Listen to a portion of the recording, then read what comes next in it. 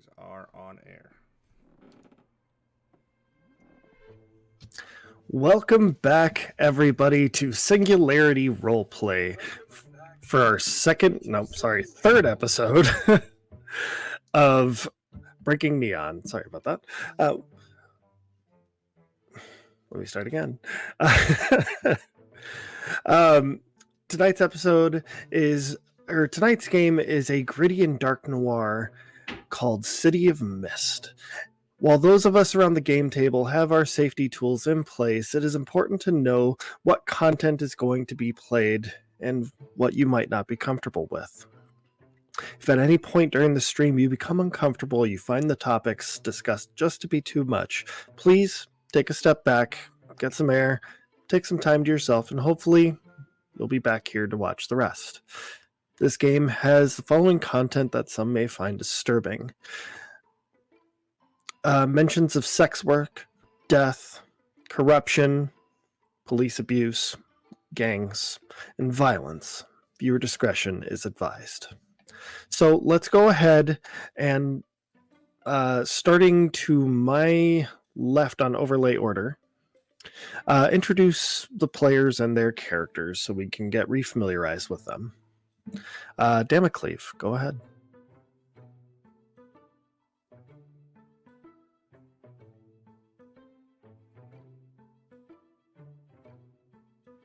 Oh, apparently they don't hear us.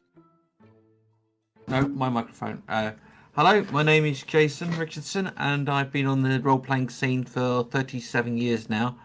My character's name is Vincent Trago, and he has aspirations of being the world's greatest cook, without swearing. Very nice. Directly below me is Janie. Hi, I'm Janie Potts 7575, and I play Lola, who is just the person living her life, her normal life that's not being a mob boss at all. Very nice. To her right is Shockpoint. Hello, I'm Shockpoint622. I'm reprising my role as Ahmet, the perpetually broke, scrappy blowhard of a college grad.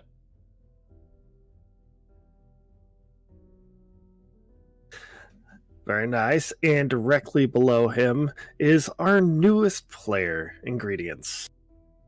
Hey y'all, my name is Mark, and I'm playing Leif Fenmore. Because I'm new and I missed the first two games, I'll just introduce y'all, give you a brief overview of Leif.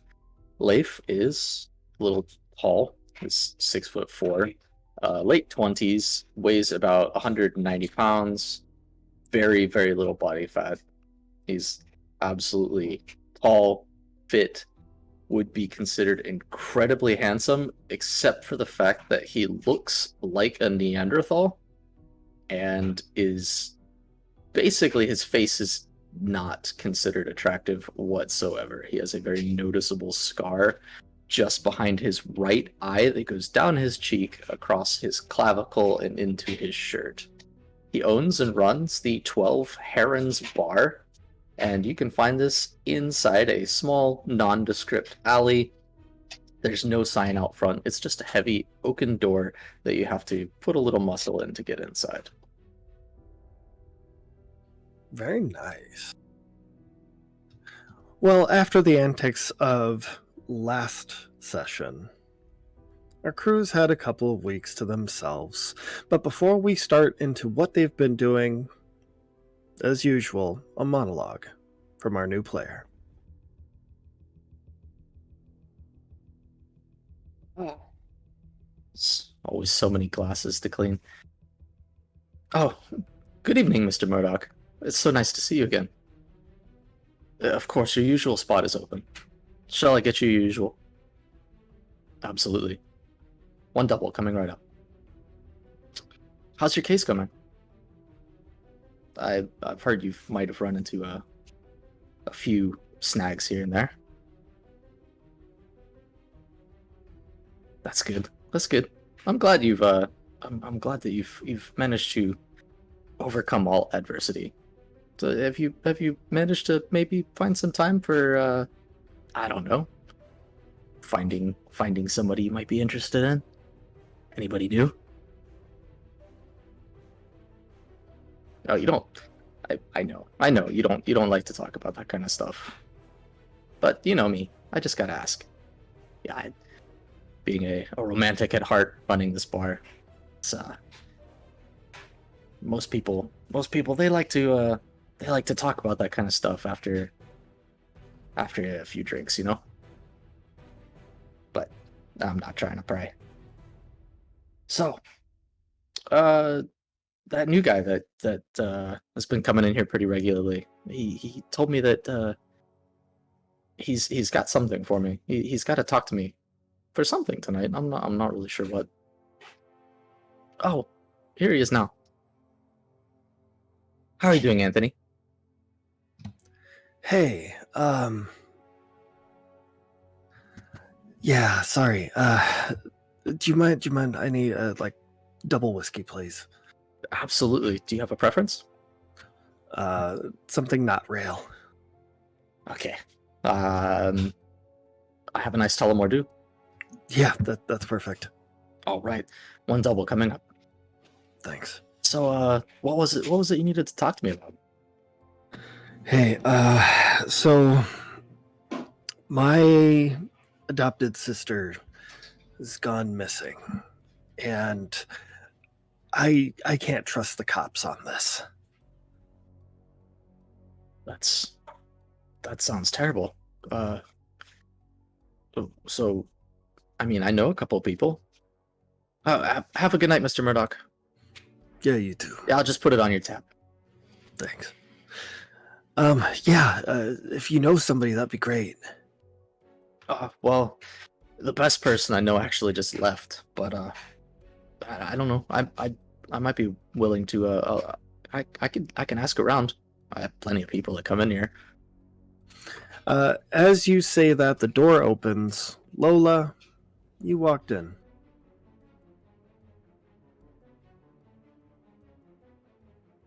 Lola is I'm sorry, what time of year of this? Is it cold or warm out? It's a bit chilly. I'm gonna say it's probably like no, because it's that time of year, like right now. Let's go with end of January, beginning of February. Bit So chilly out. end of winter, early spring. Yeah. Okay, Lola walks in. She's got a fur-lined coat on. She's wearing like pearls and a black dress, and she just walks. She avoids everybody. Like she doesn't pay attention to anybody. Just walks straight for the bar to sit down and make an order. Oh, good evening, ma'am. Have a seat anywhere you like, anywhere that's open. Sorry, Anthony. What would you like? I would like what's the drink called again? Oh my god. What was the drink called again that I decided on? The gin fizz. If you're in the mood for something a little bubbly, I can recommend something. Would you like sweet or sour? Do you have a gin fizz? I do. I actually just got some fresh eggs in today. Okay, that's how you make it. All right. Would you like a single or a double? Single, please. Absolutely. Leaf deftly turns around and he grabs the various bottles off the shelves, and you can tell as he's pouring, he has skill, but he's not showing off to the extent that you think he probably could. He's only doing enough to put the customers at ease, to be like, yeah, he knows what he's doing. You see him, he cracks the egg into the shaker and he's shaking it, and eventually he serves you up a gin fizz in a glass. Lola's going to say, examine it. just nod approvingly at it before taking a sip. Can I have a name for your tab, ma'am? Lola. Lola. Okay. You see him, he pulls out a little notebook and he quickly scribbles something on it and puts it away. Not many people can make this drink like this. I've had a bit of practice. Yeah, most of the time I order it, there's something wrong with it, but this is perfect. I greatly appreciate that, ma'am. I hope you enjoy it. Yes, What brings you in here tonight, if you don't mind me asking? I just needed a drink. I needed to get away from my normal area. That's perfectly understandable. This, work can be quite hectic for a lot of people, and I'm always here and happy to be of service. If you need anything else, I'll just be right over there. Usually cleaning glasses or something. Just give me a holler. You got a business card? I do. And he slides Lola a very... It's not fancy. It's not plain, but it's not fancy. It's just very kind of a monogrammed, stamped card. It's just a very plain business card, and it has the number 12, and it has a picture of a blue heron right next to it. And on the back, it just has a phone number and his name. I think Lola will give him her card, which is just says, I think it says like Prescott Security or something. It's simple. It's like a phone number, Prescott Security. Oh, you're in the security business. Yes. I was actually thinking I do need some new security cameras or something for this place. I don't get a whole lot, but I think it would make some of the other customers feel a little more safe, a little more secure. I like to keep this as a quiet and secure location for a lot of people that come in. I could put you on my security list, and they can come by here and make sure you won't have any trouble here. Oh, that would be absolutely wonderful, Miss Lola. She takes her phone and just like sends a quick message to her security people. So, as the two of you are talking, we're going to do a little bit of a flashback here. What has the crew done since the last episode? So, whoever wants the spotlight can take it. What have you guys been up to since the last episode?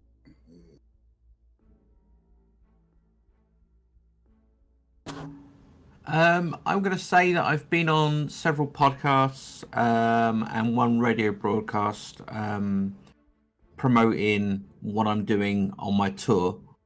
I'm also going to, for sponsorship, I'm going to be reading out some adverts on behalf of local businesses and get shocked about the tea shop being one of them, which is going to draw my mind back to what actually has been happening. And I'm going to sort of almost in mid radio broadcast stop and stare off into the middle distance.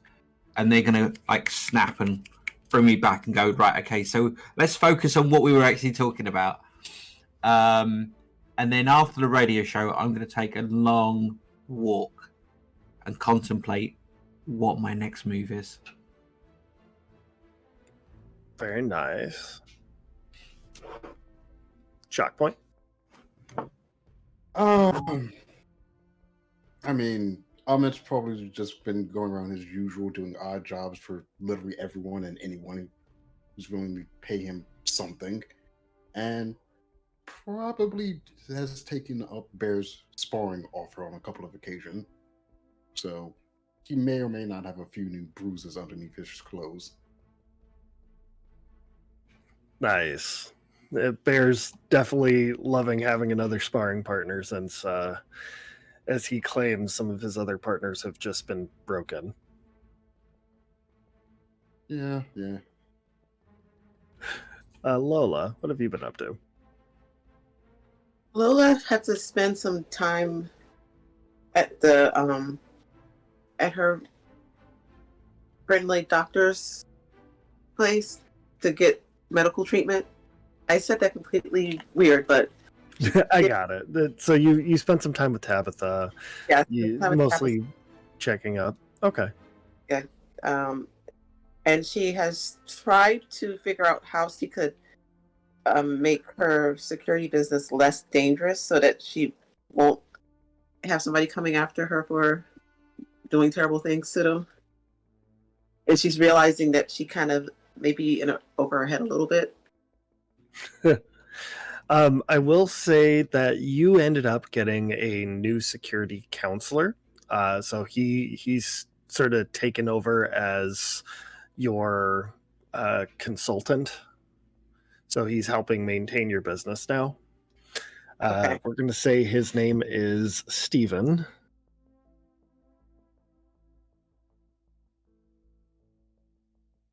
Let me write that down somewhere.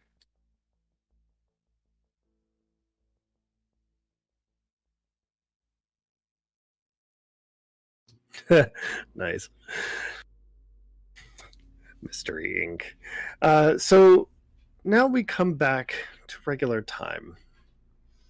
Lola, you're currently at the bar hanging out with your new bartender friend. I'm going to go over to Amit. Amit, what's your evening looking like right now?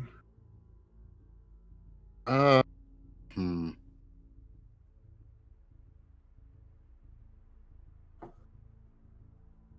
That is a good question. It's you said evening, like late afternoon, evening, sun setting, and all that. Yeah. I'm going to say it's probably like 7:30, maybe 8 p.m.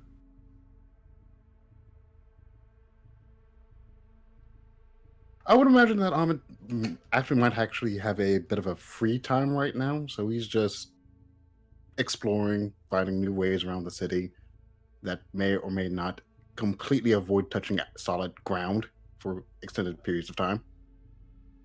Okay. Your phone rings. All right, so yeah, he just ends up probably stopping on like some random fire escape and just picks it up and says, "Hello, what's up?" Hey, it's Len. Do you mind swinging by the shop whenever you have a sec? Yeah, I got a sec. All right. So you. He looks around. Give me about like 15 minutes. Yeah, that'd be great. Appreciate you.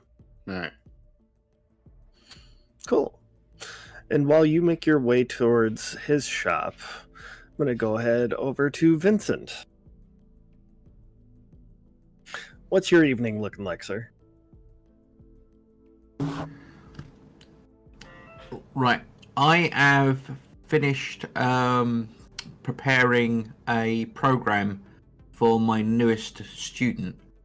And I am trying to make it as impactful, as insightful, and as a pleasant a learning experience for him as possible. And I'm expecting him in first thing tomorrow morning. But I do know he has a tendency to burn the candle at both ends.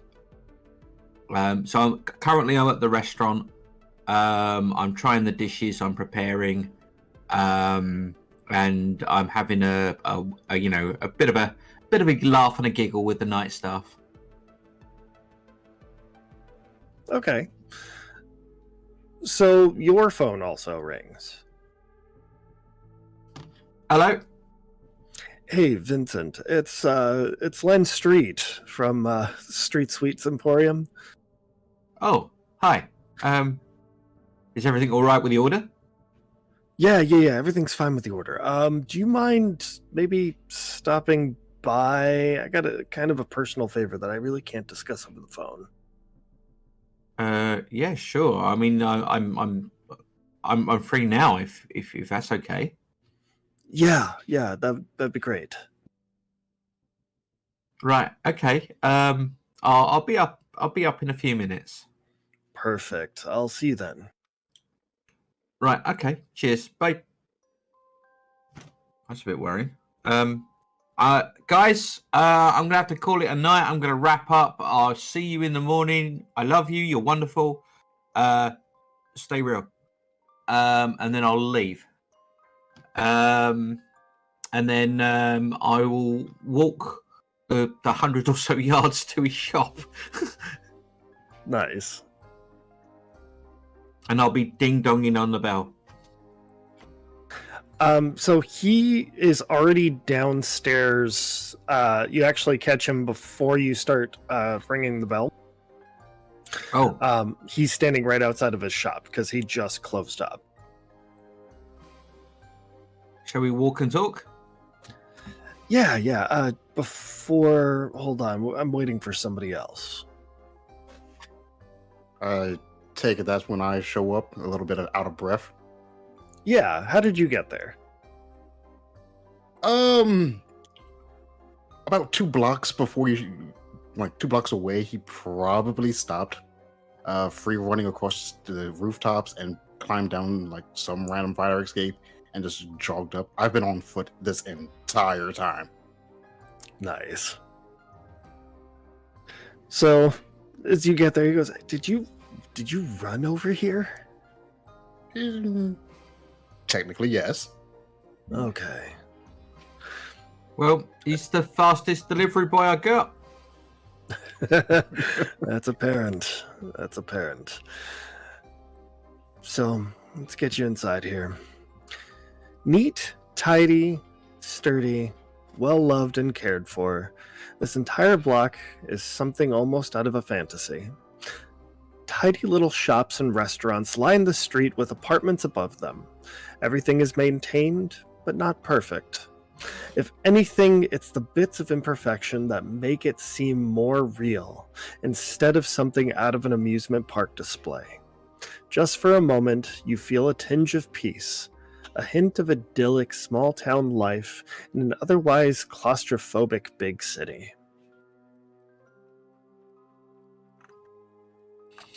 He opens up the door for you.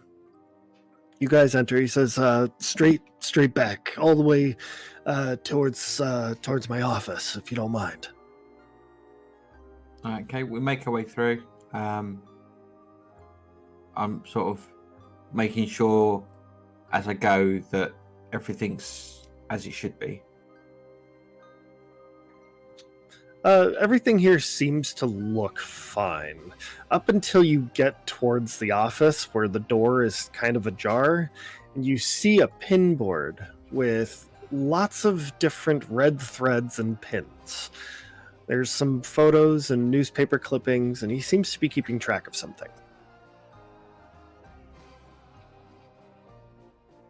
This looks like my mission board back home.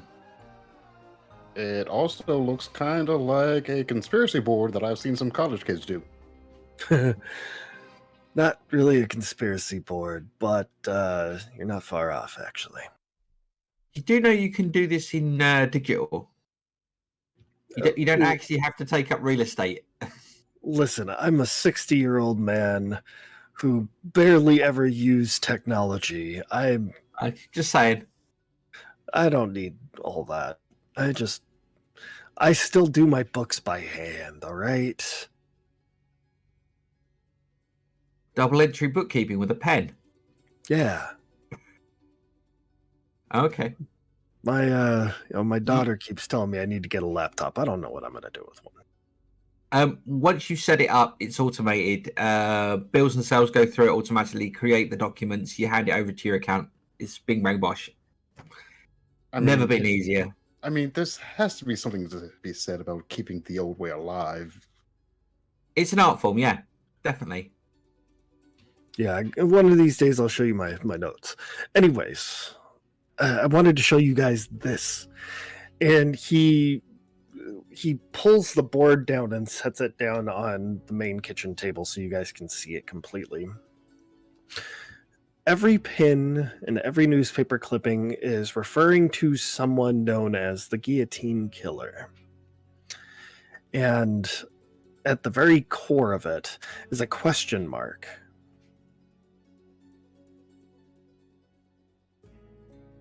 Right. Okay. Listen, I hate to admit it. I am a bit of a crime nut, you know, and I think they call them ghouls.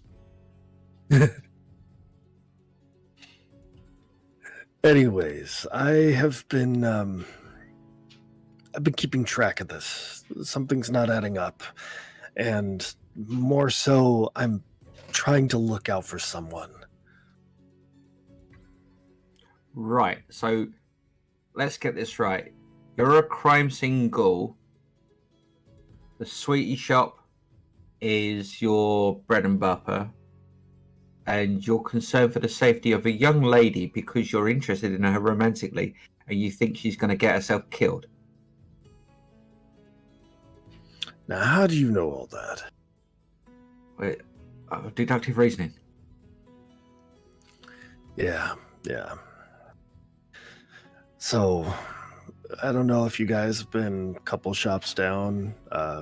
Pretty Women Boutique, probably not. Angela, she's a really nice girl. Yeah. I've met her, but I've not gone in the boutique. I'll be honest. I've had no reason to shop there. And I'll look at my student. Excuse me. Sorry. I apologize. No. You've been in there, haven't you?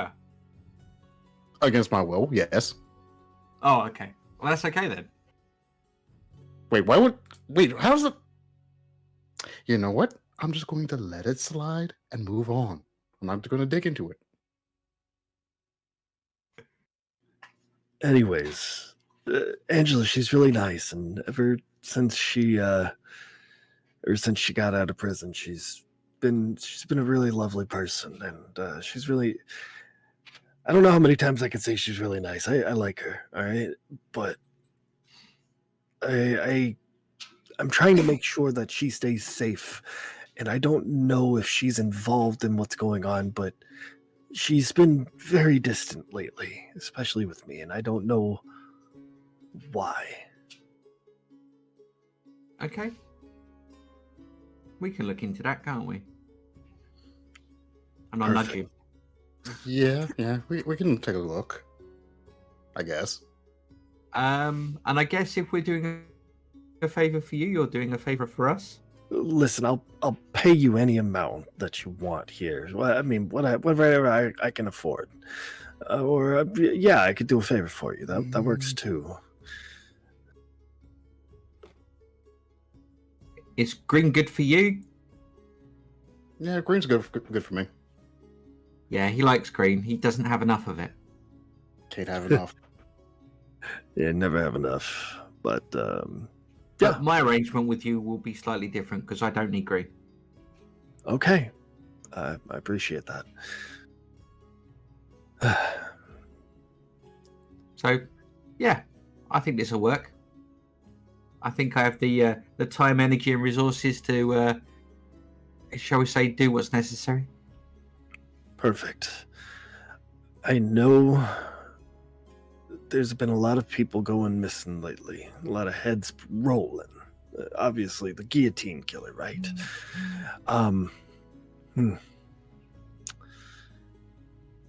The first place to probably start would be this Maudlin Luxury Hotel. That was where the first murder took place. What day? About a week ago. Right, I'll start jotting down notes of where these things are and try and analyze whether or not there's a pattern or a sequence. You know, is it snaking along? Is it moving from like east to west, or to see if there's any obvious signs or clusters of signs. Okay. I'm going to have you roll to investigate quick, but before you do that, I'm going to switch scenes. Back over to Leaf and Lola.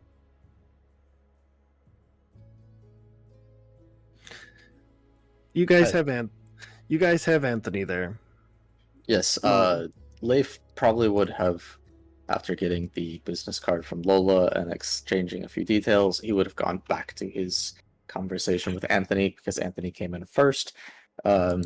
He's probably standing somewhere like slightly more towards Anthony, but relatively equidistant, doing things like minor tidying up behind the bar, like cleaning up spills and cleaning glasses and stuff like that, asking Anthony details about his missing sister.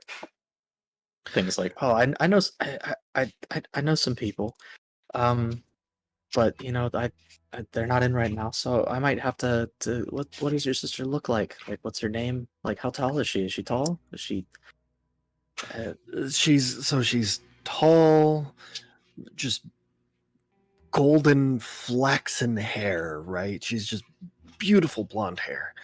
She's, I wouldn't say tall. She's maybe like 5'6", 5'7".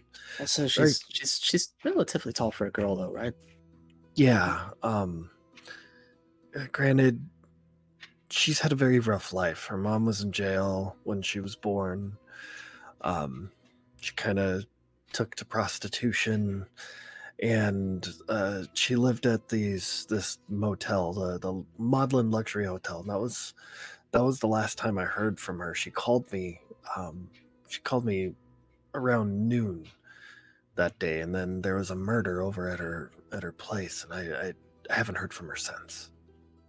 What's your sister's name? I mean, I need to pass on all this information to anybody that comes through. Sarah. Sarah. Yeah, her name's Sarah Barks. Okay.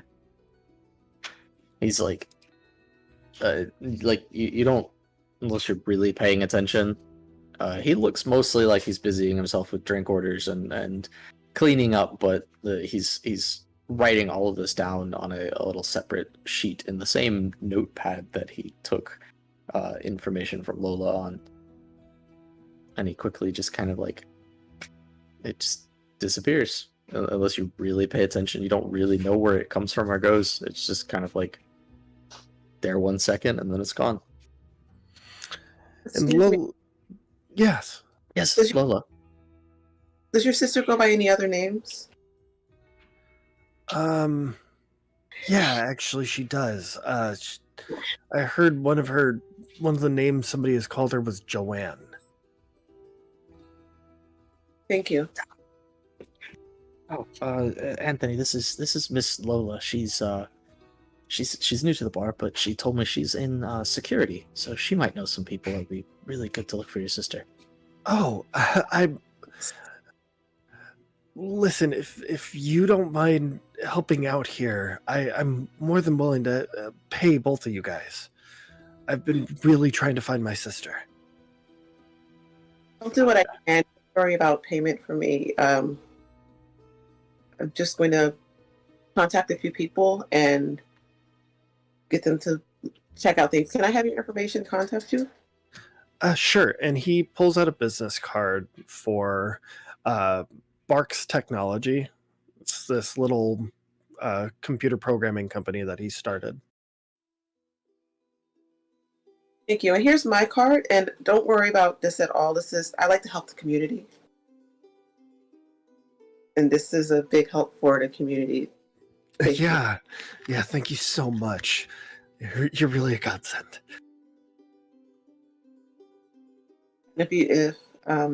I'll contact you as soon as I get more information, or if I need something else from you. All right, sounds good. And he polishes off his drink before pulling out his phone, saying, "Hey, listen, can you give me a second? That's one of my investors. I gotta take this call." Oh. And he walks out, and as he's walking out, the scene shifts back over to Emmett and Vincent. Vincent, you said you were going to roll a investigate for me? Yep, I done it in and I rolled a 6, a 5, and I've got a +3, so a result of 14. Damn, all right. So the dice gods love me. I hope. So before you ask your questions, Len actually looks at you guys. Do you guys want anything? Meat pies? I've got some left over. Have you got those sausage meat and stuffing pies? Oh yeah, I've got sausage pies. Yeah, I'd like one of those, please. You'll love them. They're great. Perfect. I'll get you one. Emmett. You know what? Yeah, I'll take one as well. If you have it. Perfect. So he shuffles off to go do that. Go ahead and ask your question. Right. Okay. How many killings has there been? There have been a total of 8. The first one took place at the Maudlin Luxury Hotel, or Maudlin Luxury Motel. 2 more took place over at, or sorry, hold on, not 8, 6. I can't even read my own handwriting here. One of them took place at the Maudlin Luxury Motel. We've just saved 2 people. Hmm? There's 2 people that haven't died. Yeah, 2 people haven't died yet. There were 2 that happened over at Sweet Melancholy, and 3 additional ones that have just been scattered around town. Right. The targets that have been offed, has there been any commonality between their demographics? Of the 6, I mean, only- are they all women that have been targeted, or is it a mix, or are so these? of the 6, only 5 of them, or sorry, only 1 of them is a woman. The other 5 are men, and the men have been said to have had their heads cut cleanly off.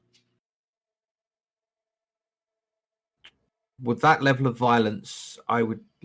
It's definitely a crime of targeted aggression. So we've got to find out whether or not these guys have any common thread. Are they from a particular background, or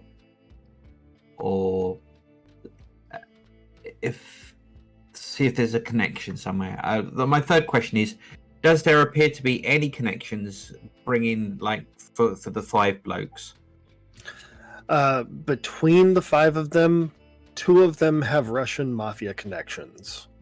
There's also a police officer, a businessman, and a homeless man. Okay.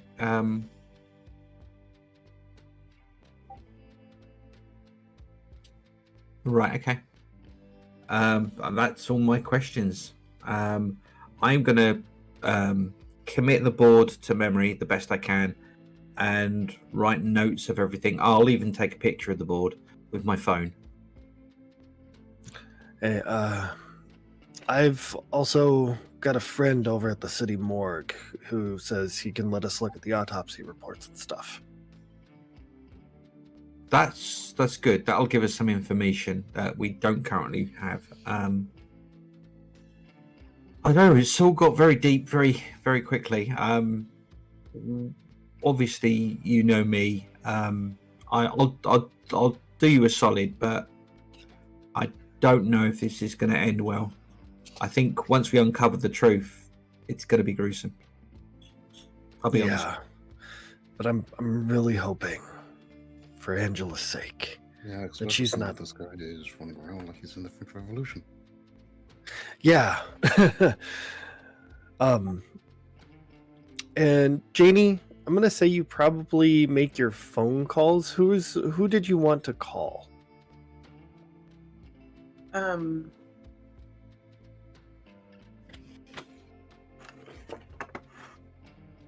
going to call.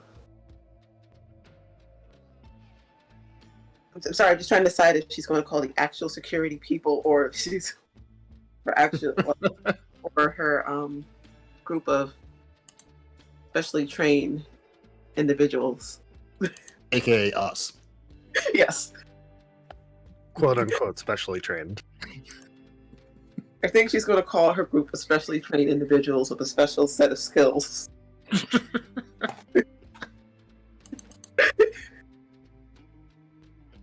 definitely us. So, which one of them do you call? Or You do know you what, call them both? I'll send a group text. Okay. And just new case, missing blonde, and I'll list the name of the hotel, her name, the other name she goes by.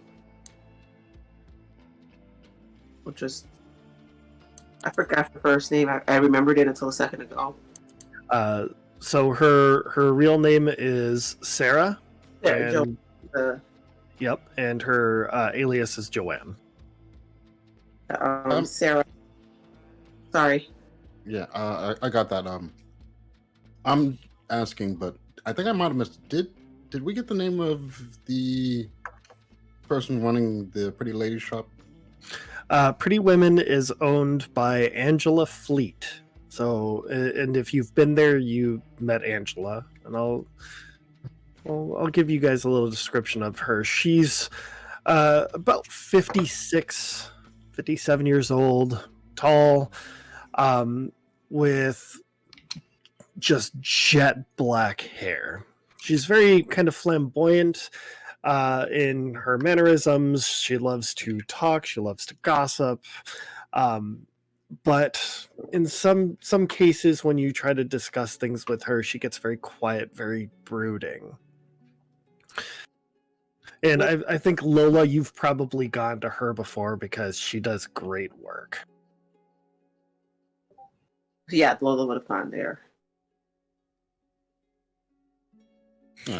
She also does straight razor shaves. Because of course she does. What can I say? I think Lola, a few months ago, before the unfortunate passing of her dear sweet husband, she would have tried to get him an appointment there to get, a nice outfit, a nice shave. I don't know if she does guys though. Oh yeah, she does straight razor shaves, so she's probably done shaves for your husband.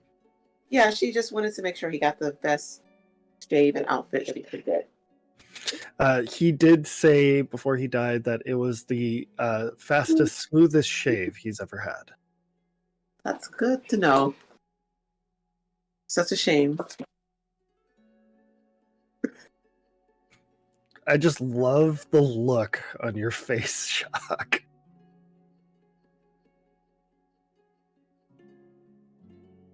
Trying so hard to hold it together. Yeah. Okay, I'm good. Leif, how do you... What's going on with you right now while she's making her text? Leif is literally just cleaning up the bar, cleaning glasses. How about what time of night is it? It's 8:30, approaching 9. Oh, so it's very early in the night. Really early in the night, yeah. Okay. So he's literally just sitting there doing bartender things, like waiting to see if anybody else is gonna come in for the night. I mean, you get your regular pour in of customers, a few of your regulars, a couple of dregs that you end up, some of your staff just know to kick out immediately. Yeah. He's he's just sitting there. He's probably just sitting there chatting with the regulars. Casually, asking them like oh, how's your significant other, or like how are you doing after your recent breakup? Like basically like he's asking questions, but he's tending to lean more towards like a romance side of conversations, and he's just talking to them, giving regulars their drinks, there's a couple that are, you can clearly tell they're his favorites, because he as soon as they walk in and they sit down, he's already got their drink order like on the counter, like the way that they like it, and there's a couple new people that he's taking a bit of time to get to know. One of your regulars, who you knew is pretty downtrodden, actually looks very happy. And the moment that you set the drink on the table, he picks it up and says, "Dude, you're not going to believe it. I think I'm in love." Really? Well, Yeah. give me tell me more. I'm interested. I mean, that's a pretty nasty breakup last time, so I'm super happy for you. Tell me everything. Yeah. I don't know. We met. we only met recently, but like we share a lot of things in common, and our dates have been super wonderful. And but she seemed really quiet. Her name's JoAnn. No, Yeah. he says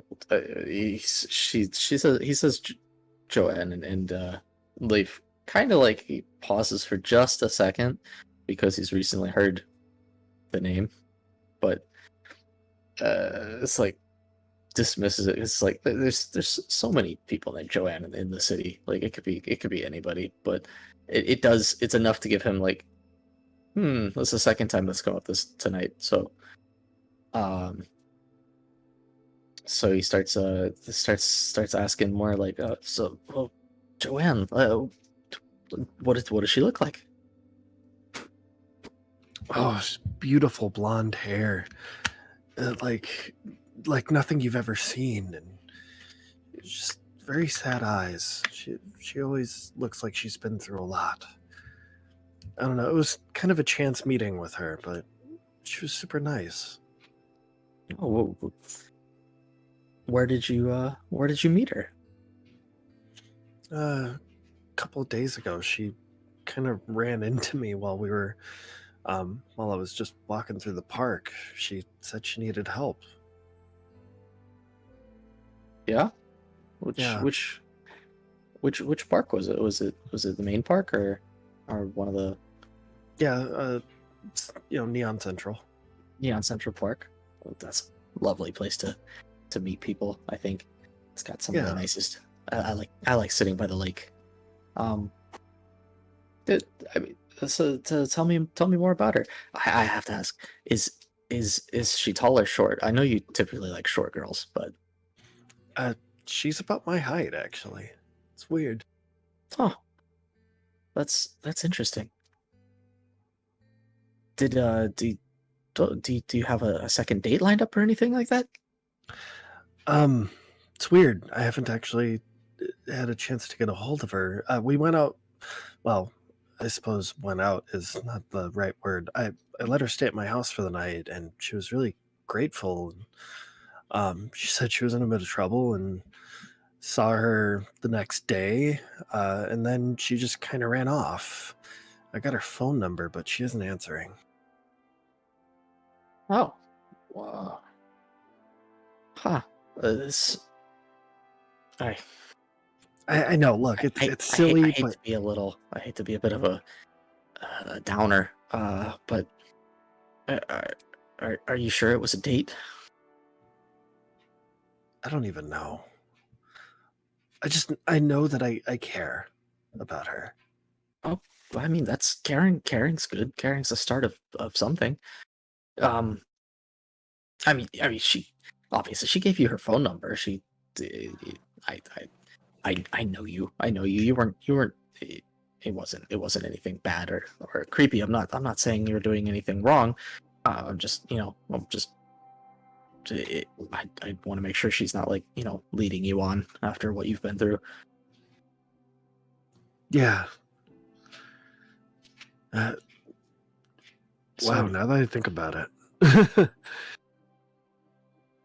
did she give you? But she gave you her number.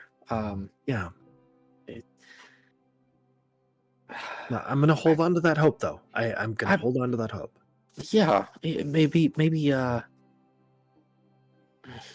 Did she say any places that she liked to go to regularly? No, she told me that she lived at some motel, but that was it. She said she couldn't go back there. Something about bugs or something. She didn't really give you. You said you guys had a lot in common. What was some of the stuff that she liked to do? She liked photography. She liked to draw. She liked birds. I mean, I'm just saying. Like, yeah, I have to just reiterate, just because I'm a bartender and I see lots of things. So don't be creepy. But maybe go. She's an artist. She likes photography. She likes birds. You met her at the park. Maybe try. I don't know. Maybe try just taking more walks in the park. Maybe you'll get lucky and you'll run into her again. Yeah, maybe. That's a great idea. I mean, if you do, then it has to be fate, right? Yeah. I'm gonna do that tomorrow. And even if you don't see her, a walk through the park is always good. Yeah. So real quick, I'm gonna switch back over to Amit and Vincent. What do you guys want to do? You've got the crime board. You got your food. Well, I'm tucking into the pie, and I've looked at my phone, and I've looked over to Amit and gone, shall we ring her? I guess you got the message too. Mm-hmm. I mean, did the message say anything about the Maudlin Hotel? She would have. I'll read back the message. No, I kind of get the impression that we need to call her because, like, she's not giving us everything. Right. You know. I told you it was good. Yeah. All right, I'll ring her while you seem a bit preoccupied with something. I'll ring it up. All right. Yeah, you do that then. Hey, Miss Lola, what's going on? We got your message. Yes, did you see all the information I sent you? Yes, I think I so. We're looking for a JoAnn. Also goes by the name of Sarah. Mm-hmm. Maudlin Luxury Motel. Well, that's interesting. We kind of have another matter that might have us looking over that way anyways, so I think it would probably be best if we make our way over there. Is it just us, or are you going to get the others in on this? I'm going to get. I sent a group text, but and I will be there shortly. You all get, as part of the group text, an automated reply from Noel that says he's currently, quote unquote, on the case. Oh, And we'll get back to you later. fair enough. Well, no one can know he's going to show up anyways. Is my toe half a ring? Sorry. It's all good.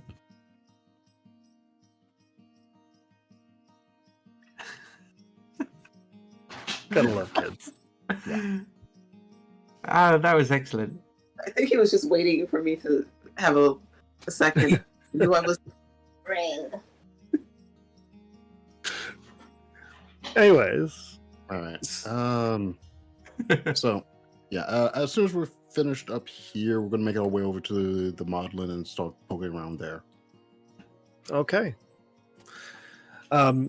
Len even packs you guys up a couple more pies. One for, just a couple so you guys have them in case you want them. They're leftovers for the day. What am I going to do with them? You're going to give them to me, and I'm going to enjoy them. Damn It's straight. either that or charity. Yeah, but, Hey, they're good, okay? And he he points to one of them and looks directly at you, Amit, and says, "Hey, so we like to call this one the locksmith because it's very complicated, very tasty." Tempting. Very tempting. Do you want the one that we call the priest? Actually, no. That's not the priest. It's the friar.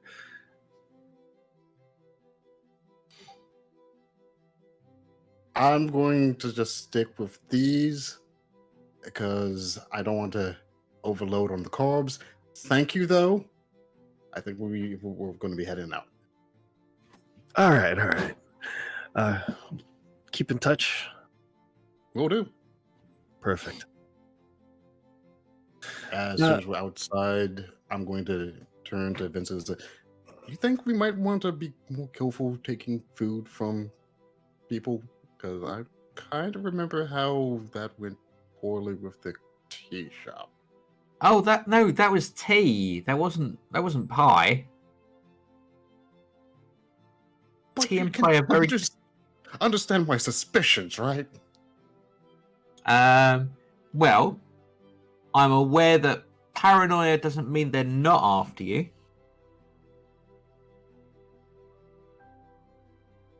Right.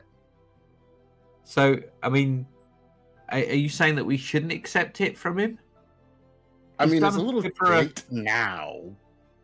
No, but seriously, I've not dropped dead from eating his pies, and he's been supplying my restaurant with hors d'oeuvres and stuff for all the time I've been over here.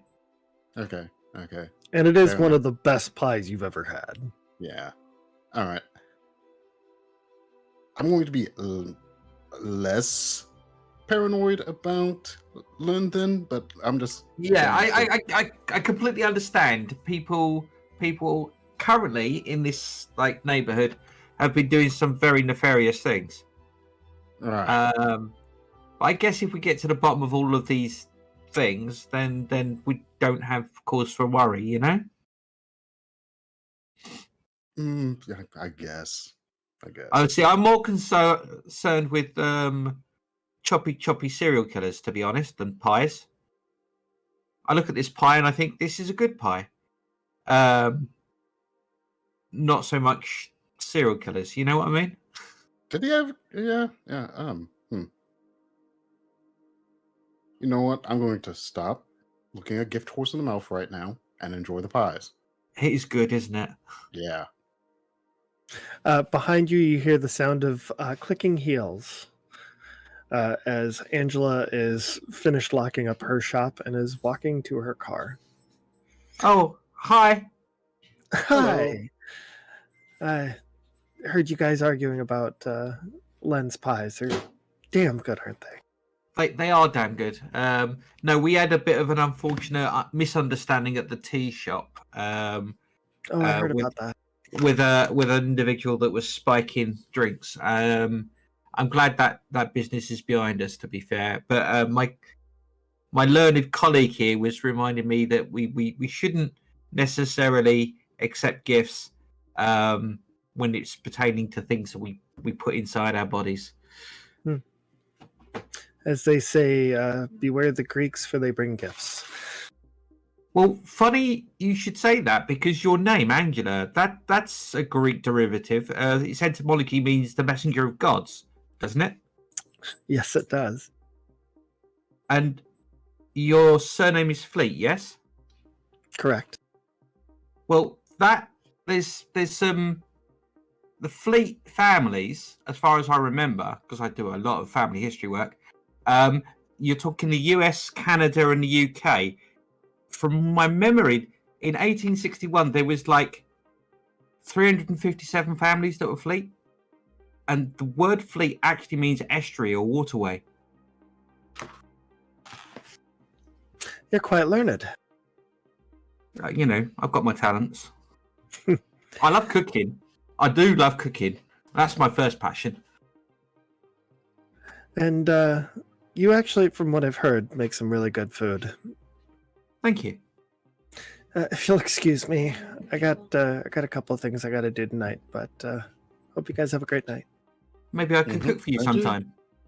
Oh yeah, maybe one of these days.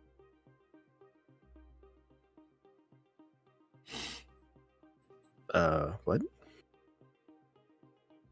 Did we just get botted? Yes, In the- yes, we did. Okay. Gotta love those bots. Anyways, now you guys are making your way towards. Please hold. Thank you, Meg. Even a good one. It's just Thank like you, Meg. You're America's sweetheart. one block of text. That's So while you guys make your way down to the Maudlin Motel, we go back over to Leif and Lola. Now that you know that they're heading to the Maudlin Motel, what do the two of you do? Well, that's Angela, who what's his face was talking about. Mm-hmm.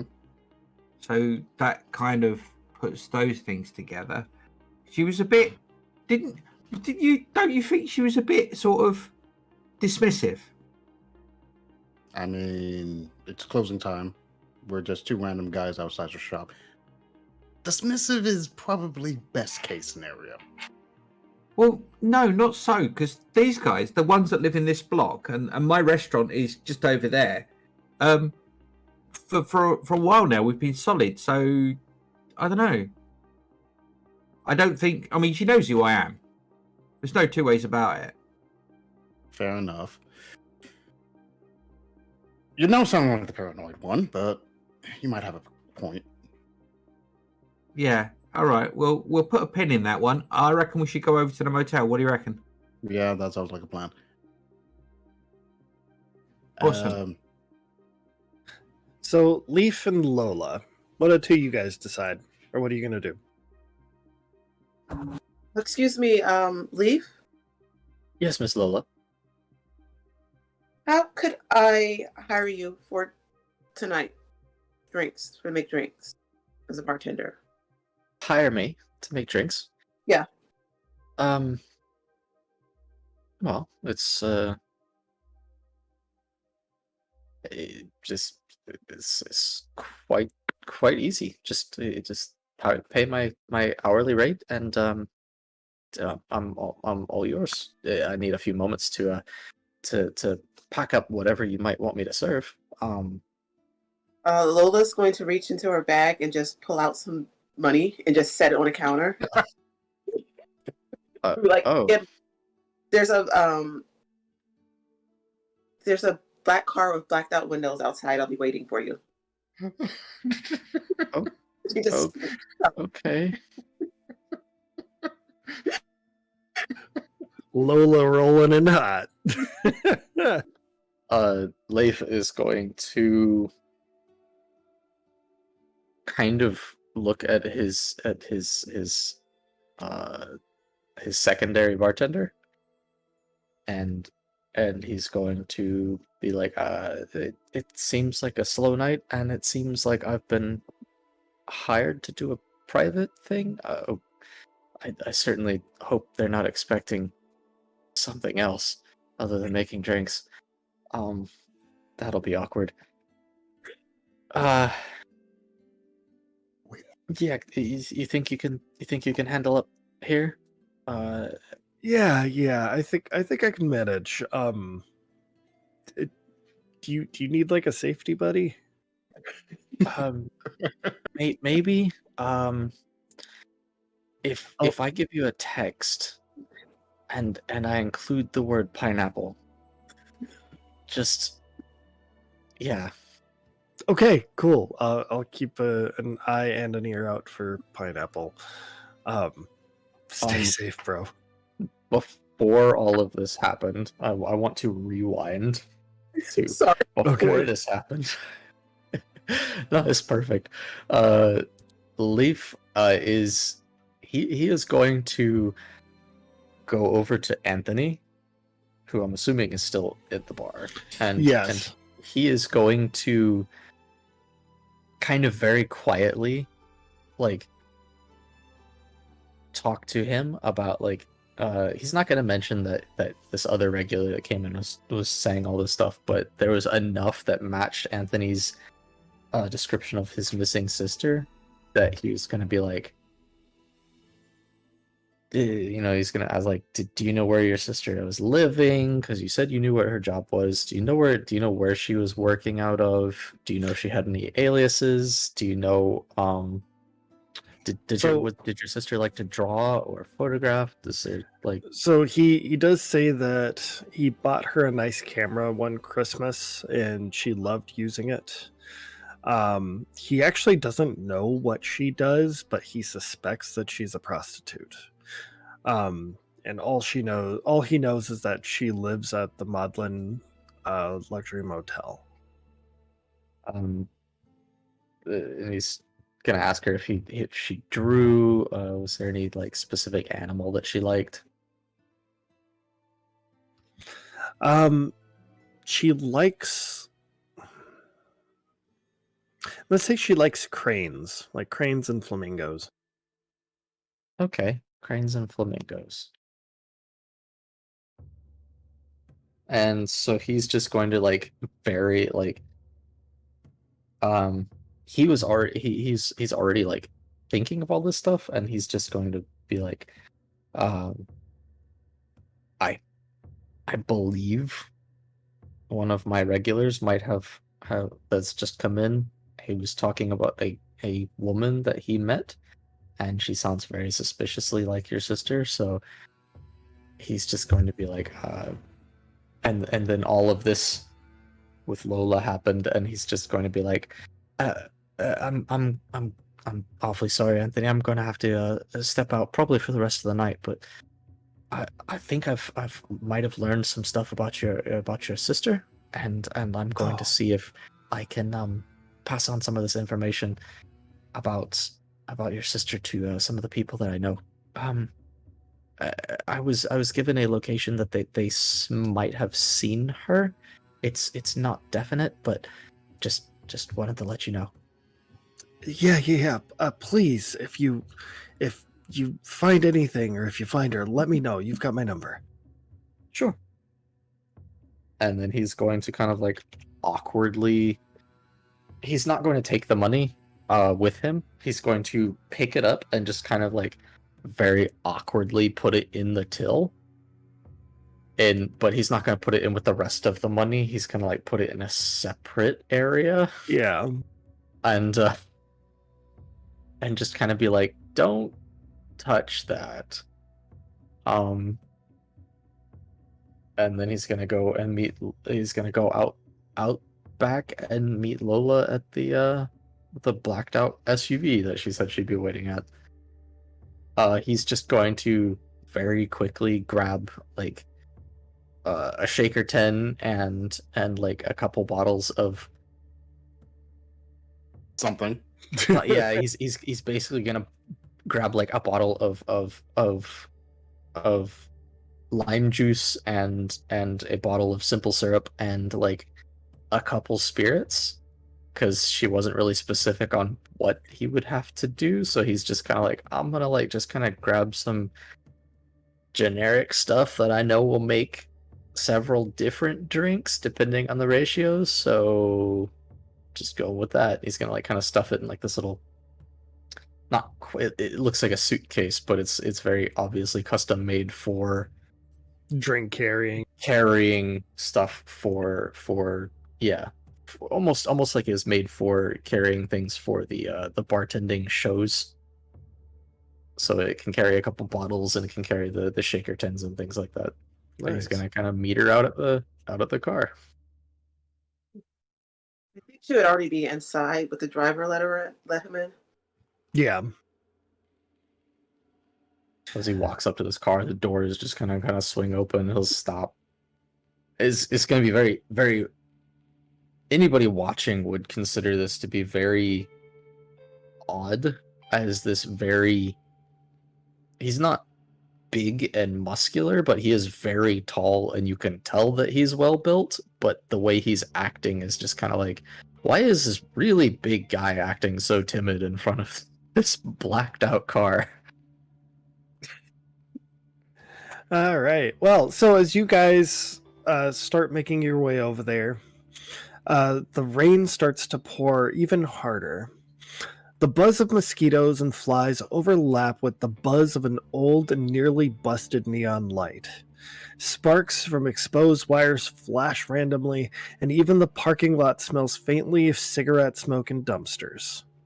To the random passerbys, the sign would flicker in and out. This is the Maudlin Luxury Motel.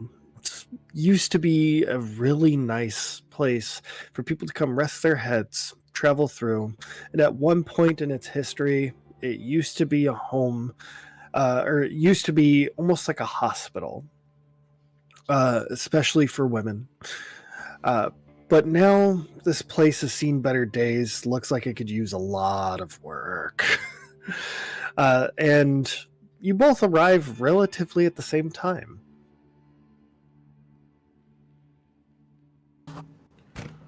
Hi, Lola. I brought Leaf with me, a bartender. He has information that we can use as well. Hi, I'm making drinks for all of you, I think. Oh, that's a good possibility. Sooner Yes, or later. Make drinks too. That was the easiest way, I thought. Leaf, you seem a little nervous. I'll give Lola a side glance and I'll go, are you here under duress? I was asked last minute to bartend a private party and wasn't really given any instruction. I was just handed a very significant Okay, sum. so that would explain your worrying a furrow at your brow. Okay. I'm not really and- sure what I'm doing here, or what I'm Lola, do we supposed need to to be doing. talk about ethics and how that applies to false pretenses? He can make drinks for us and give us information. I just didn't have time on the way over here to get all my stuff out to write down what he had. Oh, so you were trying to pump the barkeeper for information, and instead of just leaving him there and saying you'll catch up with him, you just kidnapped him under the pretense that you're going to get him to make drinks. Well, I wasn't kidnapped. She did pay me. All right. So okay. So it's a business deal. Fine. I won't pry any further. Well, actually, I will, but you know, I'll say I won't. Yeah. There are no false pretenses here. He can make drinks, but we really need to get this information to find out what we should do next, and it's just easier to have the source right here. Is there any notion that our man Leaf is a rift? You would have to look beyond the mist for that. I shall. Or at least I'll try. If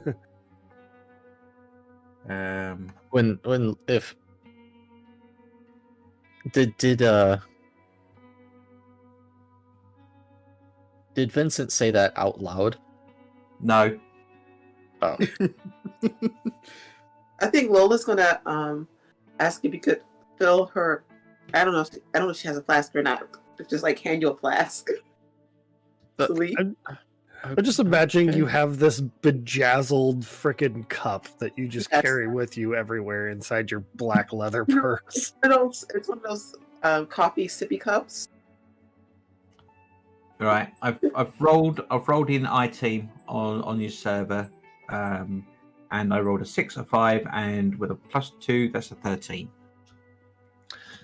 All right. So, what would you like to ask? Right. My first question is, how much of a liability do I think Leaf being with us is? Not much. Right. Okay. So he doesn't pose a threat. 2. Is he a rift? Yes. Right. And I'll bank the third clue. Sounds good. No, there was only 2 clues. So no, I'm not banking anything. Yeah. Never mind. Leaf is in the middle of very. He kind of looks at his kit and he looks at Lola's Starbucks tumbler that's specifically for alcohol. It's like got tons of bling on it. Her bedazzled Starbucks tumbler. that her bedazzled sun tumbler, and Nice. I think we called it moon money at one point in one of the games.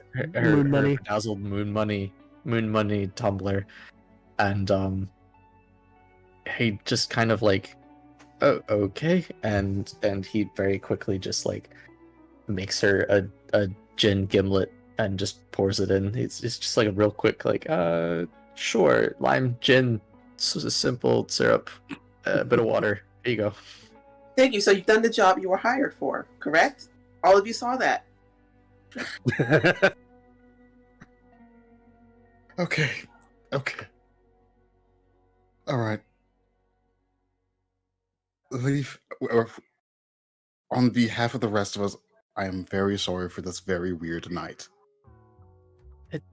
It's not my first. I am a bartender. I've had several strange nights. This is the first time that I've had somebody pay so much money to just have me make a drink into their cup in front of their car, in front of a hotel. I wouldn't In quite front call of it other a people. hotel anymore, but yes. In front of other people. Yeah. Well, we'll try and make it as less weird as possible. If possible. I don't know. Lola. You're in charge, girl. So tell us, what are we doing here?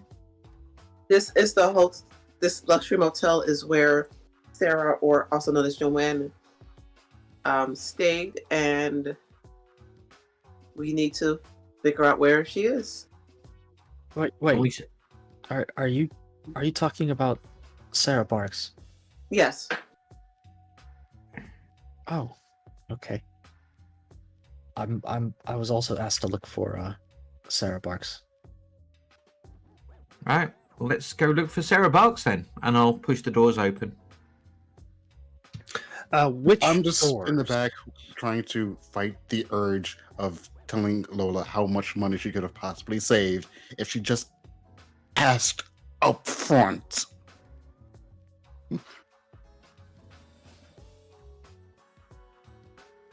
Nice. So which doors do you open? Which options do we have? So directly to your right, about 50 steps, is the main office. You can go in there. Otherwise, there's the actual crime scene area. It's one of the one of the rooms on the bottom floor that is currently covered in police tape. There's also somebody standing up one floor above that, smoking a cigarette. Right.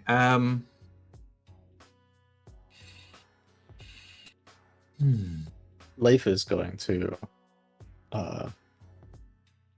see. Does Leif sees all of this? I'm assuming everybody does. Oh but- yeah. yeah. Leif is going to immediately then head towards the person that's smoking a cigarette, Okay. because in what his mind, like anybody at the office, they're gonna stay there. That's their job. The crime scene's always going to be there too. So, but the person might leave. That's fair. What about the rest of you? I'm suspecting that if we enter this scene, anything that's important might get up and walk out of the scene. So do we think we should have somebody covering like the fire exit or any other? I mean, was there any other means of escape on the ground floor? I mean, it's a pretty open area. It's a seedy motel, so you can run in any direction from All right. here. Is it just one of those rectangular, like Almost Eastern horseshoe. European city Yeah. block kind of buildings, or is it like Yeah, U-shaped or what? it's almost horseshoe shaped. This, as I said, this place has seen better times. There's a few like little hidey holes that you can hide in, but primarily it's a very wide open half U, I would say. Okay. Not quite you. All right, well, If that's So- the case, I'm gonna go poke in the office, see if there's any sort of security cameras that we could maybe get access to, or other people to talk to. Okay. So I got one for the person outside, and I've got one for the office. What about the other two? Right, I'm gonna stay in the street and keep an eye on the team. All right. Lola?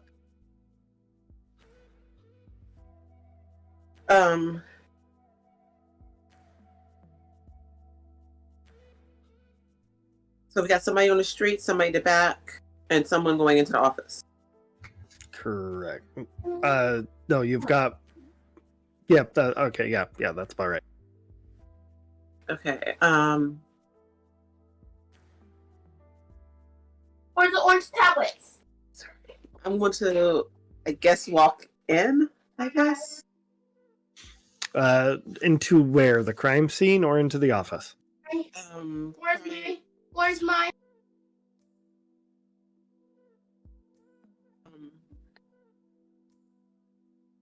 My goodness. We said we were staying out of the crime scene so that it was. Yeah, it was either the person on the second floor smoking or in the office. I guess I'll go to the second floor. Okay. So I'm going to start there then. Okay. As you guys make your way, do you stay on the ground floor or do you go up to the second floor? I'll go up. All right. I'm heading towards the person, wherever they are. That's Yeah, they're on the second floor. So you greet her. She's wearing very little clothing, or at least what she has on is very revealing. And she looks at you very kind of dismissively before putting out her cigarette and grabbing another one. What do you want, darling? I was looking for someone. I thought maybe you had seen them. A Leaf proceeds to describe Sarah, but he gives her the name JoAnn, and he's like, I met her at the park the other night, and she told me she lived here, and we were supposed to go on. We went on a date, and she told me she wanted to go on another date, but she hasn't been answering her phone, so I was just a little concerned, so I decided to come by and see maybe she's here. JoAnn? Really? It's interesting. Not after all that shit that she had to go through. Really surprised. She didn't tell me anything about anything that she went through here. Is she okay? Wish I could tell you. She had, say, there was a bit of an incident here, you know? I don't know if you heard, there was a murder. I saw the crime scene. I didn't know exactly what happened, but Yeah, some mobster dude got his head just lopped off. It scared the actual Jesus out of her. She went running down towards old Rosa. oh Rosa, what's old Rosa? Oh, you're a sweet summer child, that's what you are. I wouldn't want to go down there if you're not ready for a little action, boy. Oh, I see. I haven't heard of it referred to by that name before.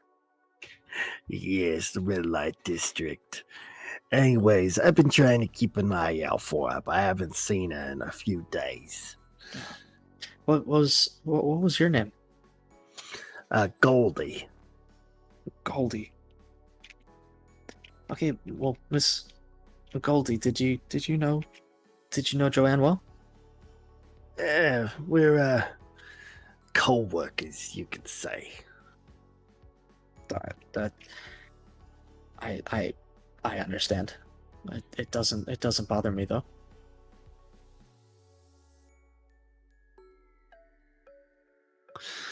Yeah, I I never had to worry about the girl before, but now something's off. I don't. She had a client, and then the next thing you know, some dude's getting his head lopped off. I don't know who it was. She said it was some bigwig.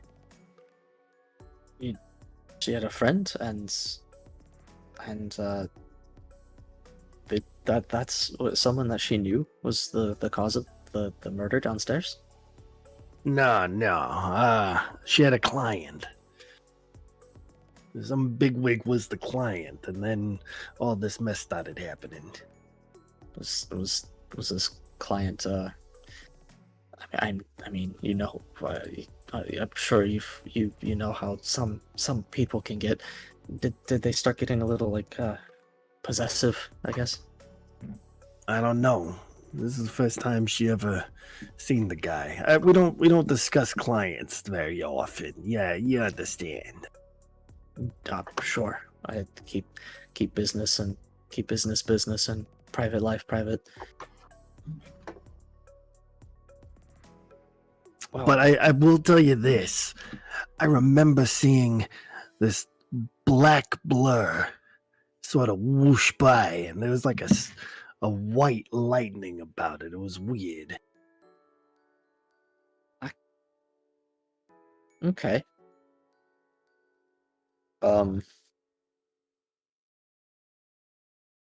Do rifts leave any kind of Leaf would know this, I don't. Do rifts leave any kind of residual traces if they use any kind of powers in an area? Depends on the rift. However, you can do a look beyond the mist.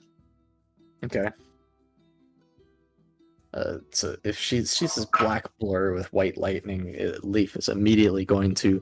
He's still listening, or at least he looks like he's listening. But what he's actually doing is he's going to kind of look up and down the area heading towards the crime scene. He's standing above it, so it's just kind of scanning up and down the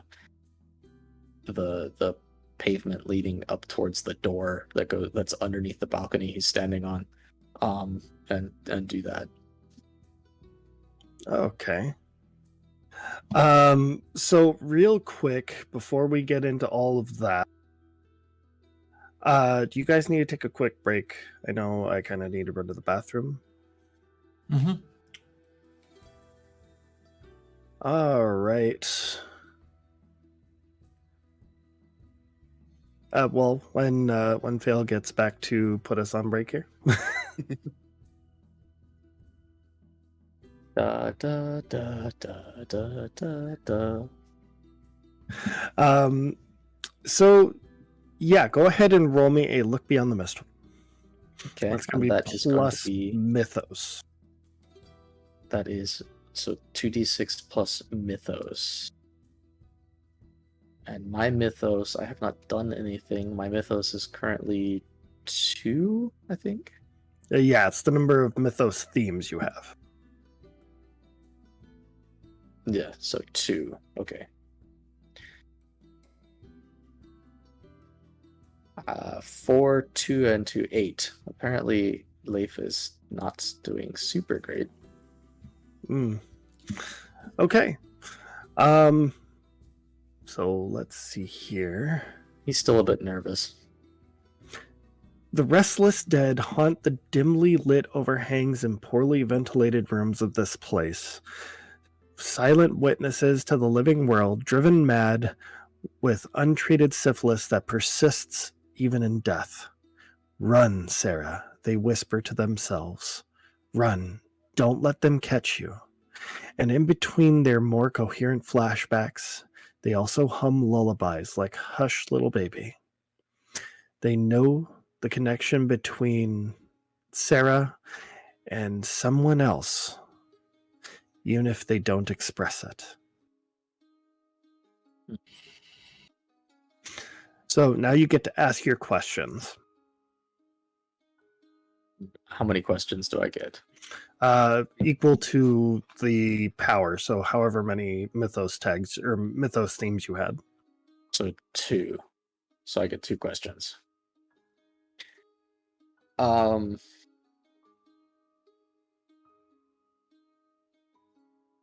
So there are undead that I see, Correct. and they are humming, and they're saying, okay, what should Sarah run from? While you are looking at, what does this look like when you look beyond the mist, by the way? It's like, do your eyes glow? Does the scene look different to you? What does this look like? So, to anybody who is sleeping, to any non-rift person, his eyes just kind of they you can't quite tell, but his eyes just look a little bit brighter, a little bit more engaging, like your eyes are just kind of naturally drawn to them. And you feel like you get this feeling like, oh, he sees something, like he knows something I don't know, and you just kind of get like this mysterious feeling. Anybody who is a rift would see that his eyes get a slight golden glow, and the 3 arrowheads on the bracelet on his right arm and the Rorschach butterfly tattoo starts to glow a Okay. faint golden color as well.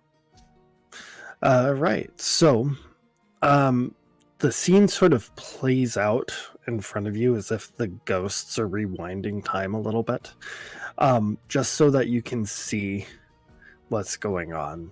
And I'll give you the details of that after break. So we're going to take a few minutes here, and we'll be right back for part 2 of part 1.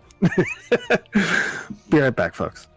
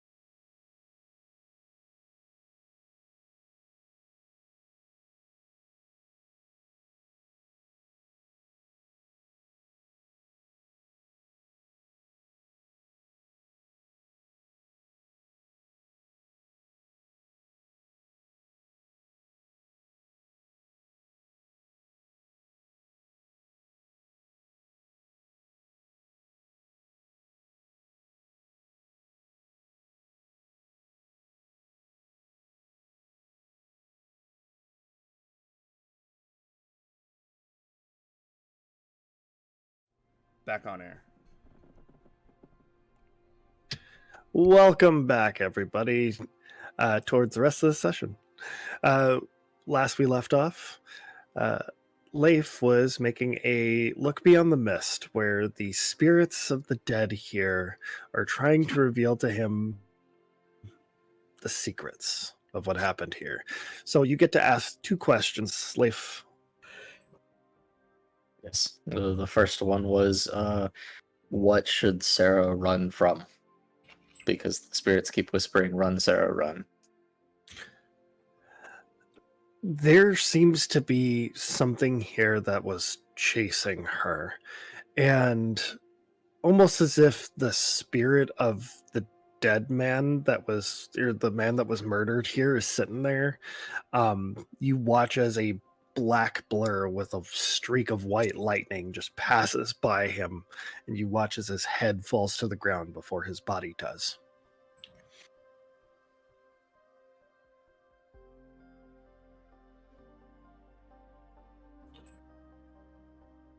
I'm just imagining that. Sorry. What does the black blur want with Sarah? It's unknown. Whatever it is, it definitely is watching Sarah from the shadows.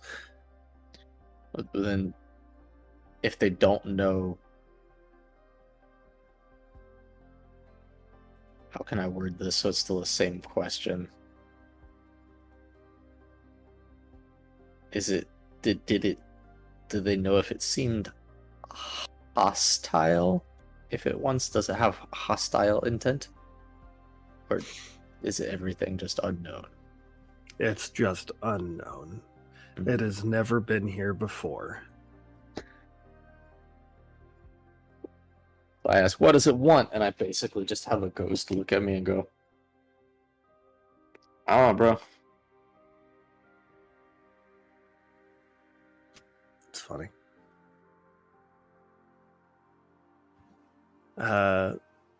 Everybody else freeze? No. Oh, okay. For some reason, my screen froze up.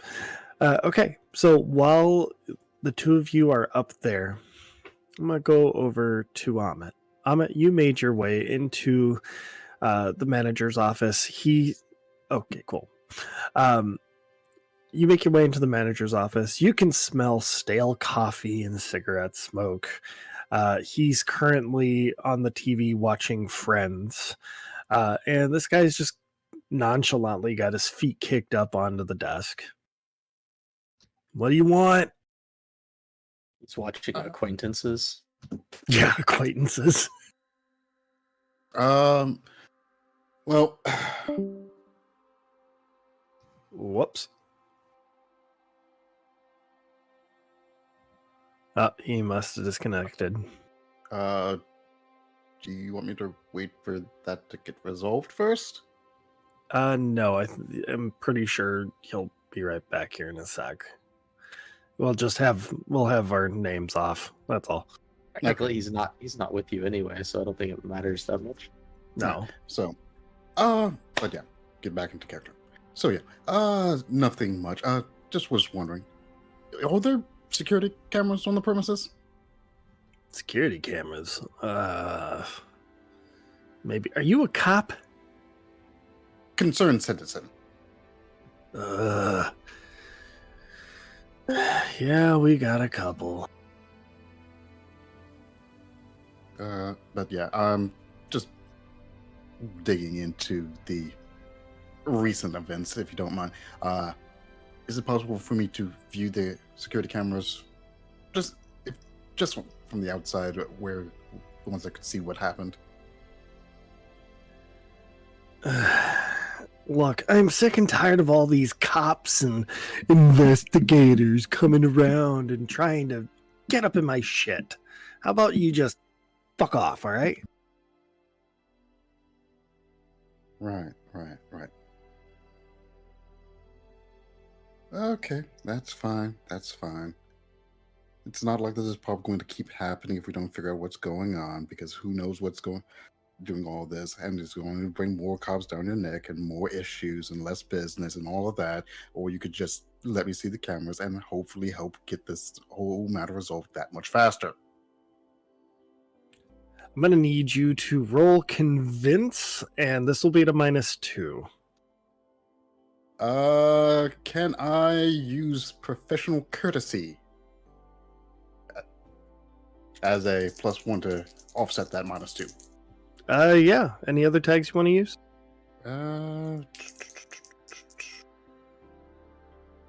thinking what else could. Yeah, I'm just gonna stick with that. So I'm at a -1. All right. Okay, that's a 5 and a 3 on the die, so that is 7 on the money. Nice. All right. Fine. And he pulls up this like old laptop and sets it down. Clicks through a couple of files. Says, what are you looking for? You're looking for that night, yeah? Yeah. All right.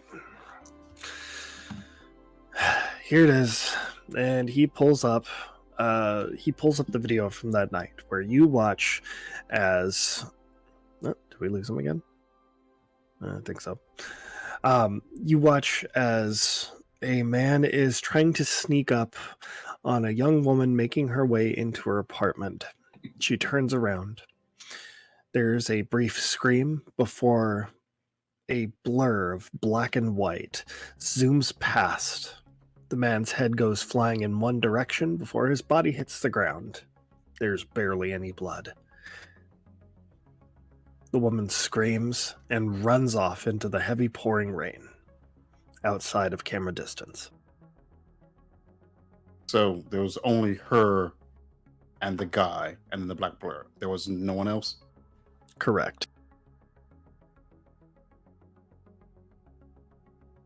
Okay. Is it possible we need to like flip through it frame by frame to see just how quickly that blur came through? Yeah. So he says this laptop's pretty old. If you're gonna try and do that, just let me close down all these other windows I got. Don't worry about what they are. I wasn't even gonna ask. All right. So after that, like I said, I'm gonna go like frame by frame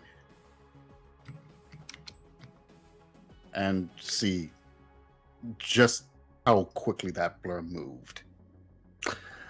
At its most right now, frame by frame, this thing is still blurry. Like you're at like 64th speed, and it is still blurry. Yeah, I wasn't expecting it to clear up. I was just trying to get a gauge of its speed. Its speed is damn quick. Right, that's weird. But okay. Interesting. All right. If you don't mind a few further questions, was there anything else weird that happened that night that stuck out to you? Well, look, the cops have already grilled me on this. I kind of fell asleep over here and heard a blood-curdling scream, saw JoAnn, sorry. Watched as she went running off. I ended up calling the cops. I don't know. I did find this handbag, though. Okay. Mind if I take a look? Yeah, and he reaches under his desk, pulls out a black leather handbag. It's large in size, and inside is a lot of makeup and beauty supplies. All right. I'm guessing it'll be an investigate check to see if I can find anything of note. Yes. Okay.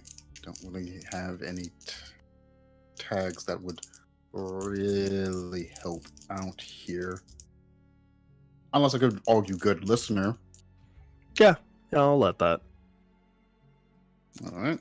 So that's +1 for a grand total of 4. Yeah, I ain't getting jack off from that.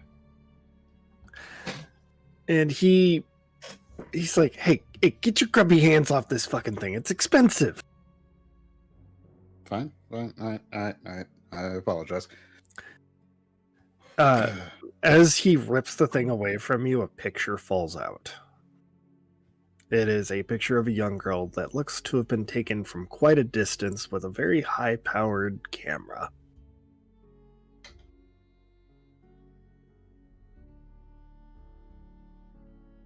Yeah, we're going to make a note of that, but actually, I'm going to pocket that photo if I can. Like, just sleight of hand, slip it away, seeing that it fell out. Hopefully, You know he what? didn't. Yeah, I'm gonna say he didn't notice because he just like fucking around with the bag. All right. So, with that, Ahmed's going to put up his hands and just, all right, I think I've overstayed my welcome. I think I've exhausted your patience enough. So I'm going to let you get back to it, and I'll be on my happy way. Yeah, get out of here.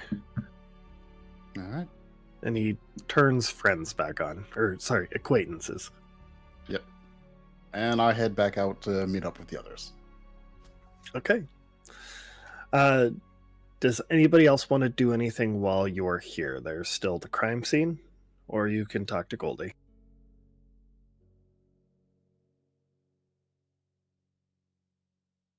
I'm going to go poke around in the crime scene.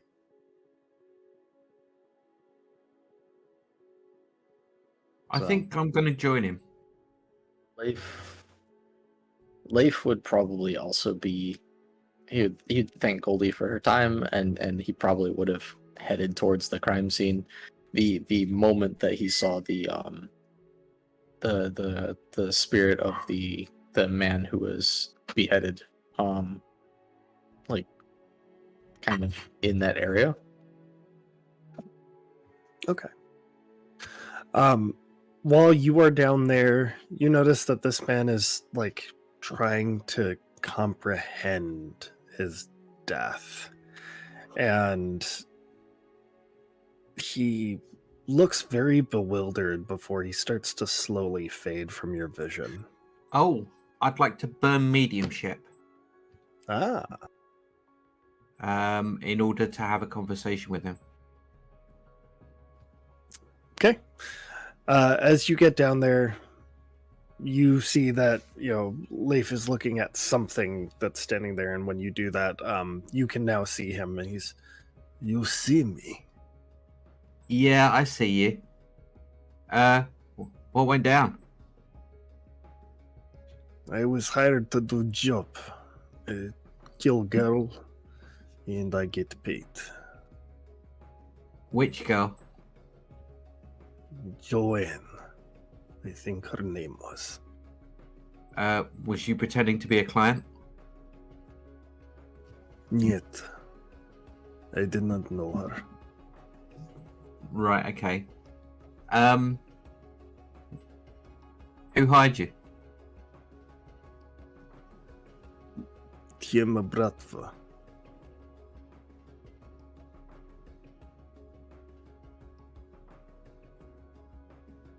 Okay.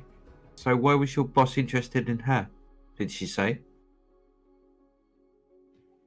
Нет, I do not know. Only that girl need to be dead. Right, okay. I understand. In your current state, is there anything that we can do for you to ease your passing? I did not even see it coming. It was quick. No pain. Well, that's all you can ask for, really, I guess, if you're gonna go. You guys, you got any questions for this vaporous apparition before me? I guess you can see this vapor. You probably can't see it. Anyway, I'm talking to the recently deceased right now. I am Leif- communing with him. Leif You is could- going to give you this very kind of like this half smile, kind of like, mm-hmm. Okay. So is there anybody in the room that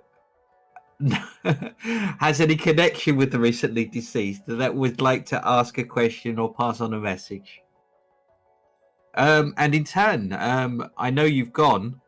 in a manner of speaking. Do you have anything that you wish me to convey to somebody else?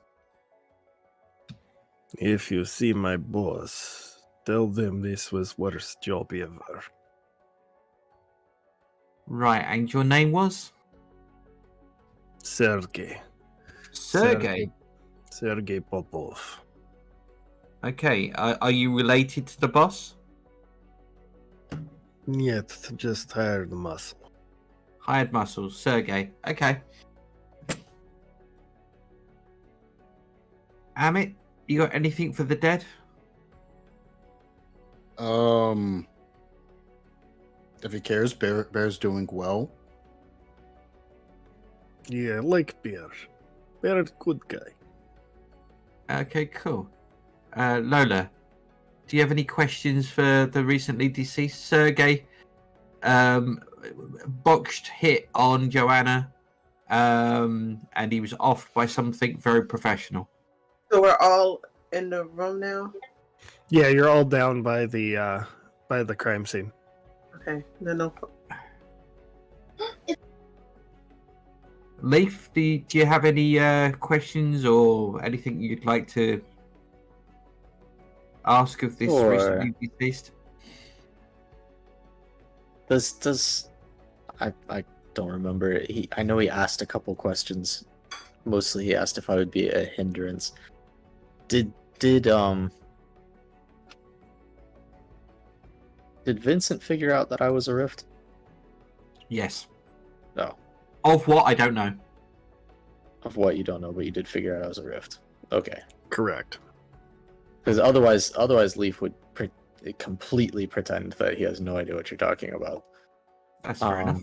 Oh, actually, he didn't say that he knows, so Leaf is still going to pretend like he has no idea what you're talking about, and he's going to like kind of act like he's playing along, like he doesn't quite believe you, and he's going to like look in the completely wrong direction and be like, "Oh, Mr.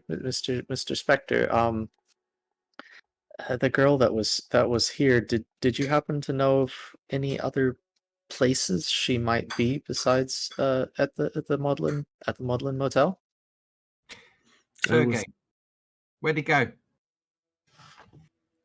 I was told she would be here or at Old Rosa Avenue. What did he say? He said that the most likely place that she would have run to was Old Rosa. You know, the red light district. Yeah, I've heard of it. I can't say that I've been. It's not exactly the place where people go to find the kind of love that I'm interested in. Well, it's where people go not to be found usually. It's a den of iniquity and depravity, and yeah, apparently that's where we might find her.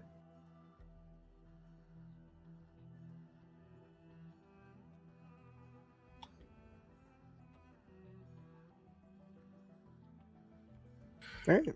What do you guys want to do?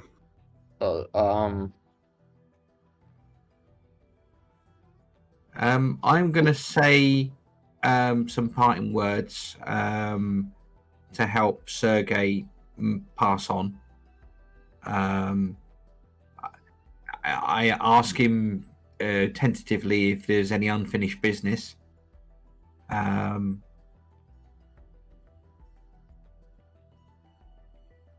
Are you climbing into an Eskimo?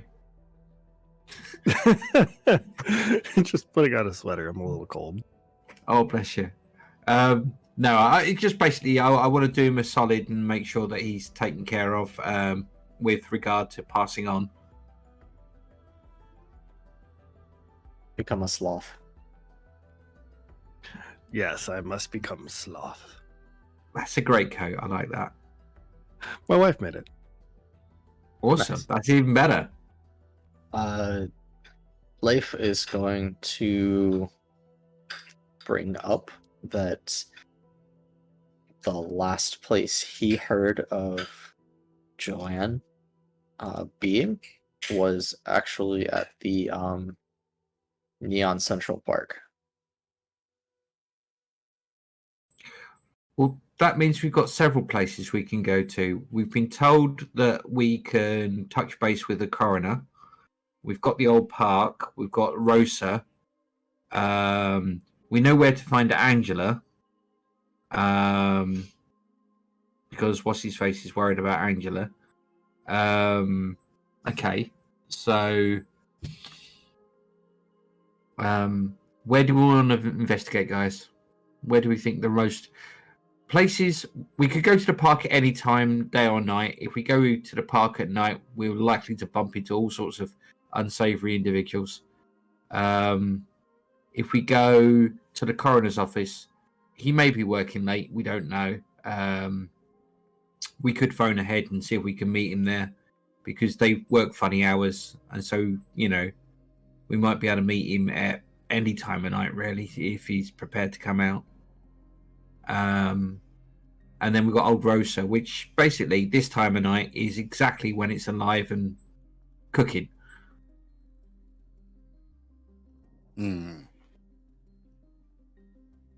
Where do we think's a good place to start?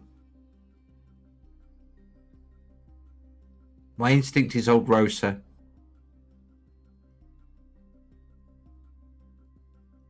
Well, I was hired to make drinks, so I guess wherever the drinks are needed to be made.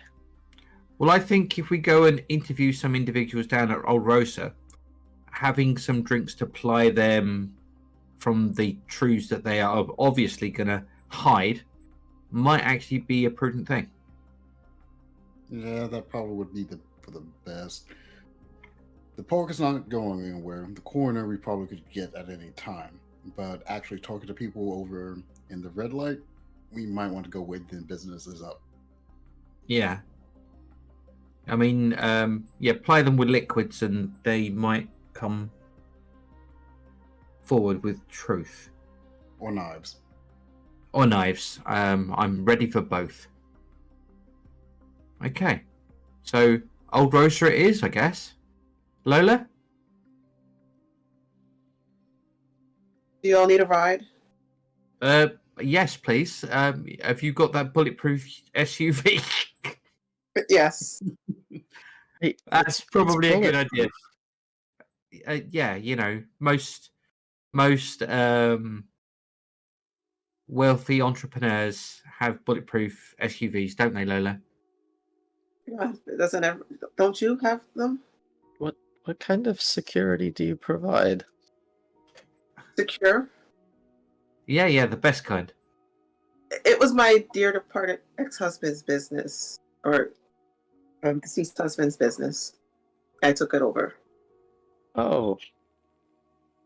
Leaf is going to look very kind of like, what did I get myself into? Look, just roll with it. You'll be fine. Ish. He says, flashbacking into taking a shotgun shell to the chest. Right, we load up into the SUV, and have you still got your driver on retainer? Has he been in the car all this time? I think so. Oh, we'll have to wake him up then. So we'll wake up the driver and apologise. I'll say, sorry we were so long. And then we jump in, and I go, Amit. Obviously we've got a busy night. How early do you think you can be in the restaurant tomorrow? Do you still have a fresh pot of coffee when the doors open? Always. Yeah, it's just that I was going to start those lessons. I've built a program yesterday, and I think we can give it a good shot, and I can bring you up to speed on some culinary skills that you can actually put to use. Okay. Assuming that I can at least get 40 winks in, or yeah, that's what I'm thinking. Was you still hot on the idea of becoming some kind of cook YouTuber?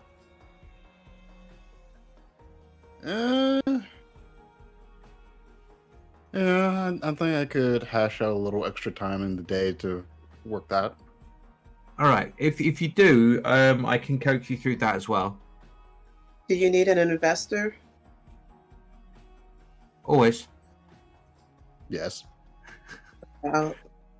Sponsorship's always a good thing. Yeah, sponsor. Yeah, just let me know what you need and I'll set you up. Okay, I'll send you a list of the equipment the boy needs. Thank you, Lola. Right. Red light district, here we come. Lola, your phone rings. I have to take this. Hello? It's Anthony. He says, "Hey, I just got a call from a friend. She just got spotted over at Sweet Melancholy." Sweet Melancholy? Yeah. Oh. Like just a minute ago. Okay, we're headed that way. Anything else? Any other information you got? She seems to be like very paranoid. I'm on my way over there right now. All right, I'll see you there. Yeah. She'll just hang up the call. She's going to Sweet Melancholy, very paranoid, and Anthony is on the way there.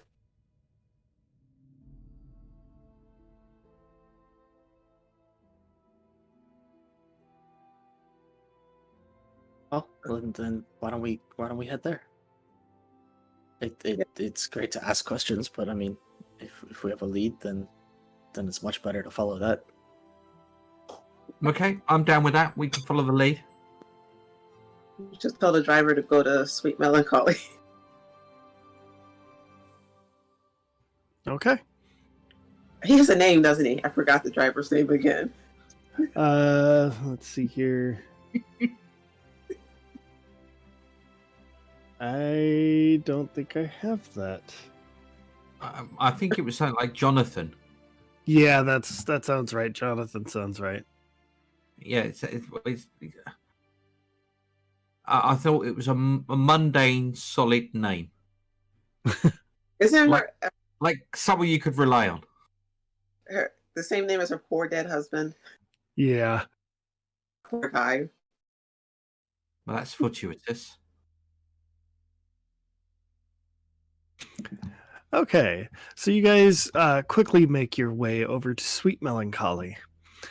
Big band jazz music blasts through the open doors of the club, inviting all who hear it with the promises of a wild show and a night barely remembered. Perfumed cigarettes and top-shelf liquor scent the air, and silence only lasts long enough to register that another work of art here, that there is another work of art here now and gone forever, just as it's been finished. Then comes thunderous cheers and applause, which fades as the band switches tempo to a slow, soulful tune.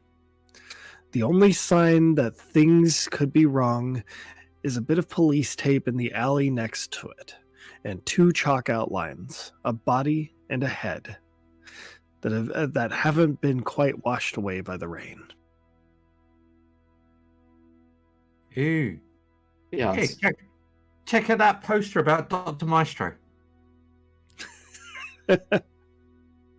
Right, yeah. Yeah. He's alright. Haven't you seen him live? Have you seen him live? That costs money. What do I have a very disturbing lack of? So you've seen him on YouTube. Sound quality's never going to be good. Shouldn't we be looking for Sarah? I'm going to have you roll and investigate for me. Okay. What am I doing? Okay. I need to just open up the dice roller that I had opened earlier. There you go. Okay, I got 6 and 4. You have any power tags you were going to add to that?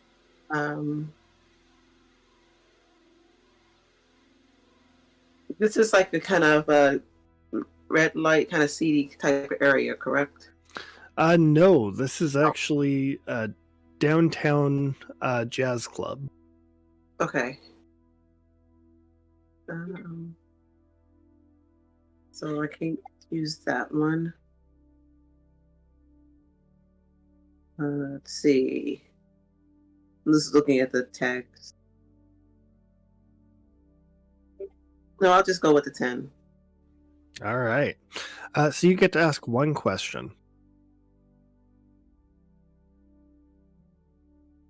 There's like a list of questions I can ask, right? No, you can ask any kind of question. It's Does it look- pertaining to the case. Is there any sign of her? There is no sign of her, but you can tell from where you're looking that somebody else here is looking around. Okay.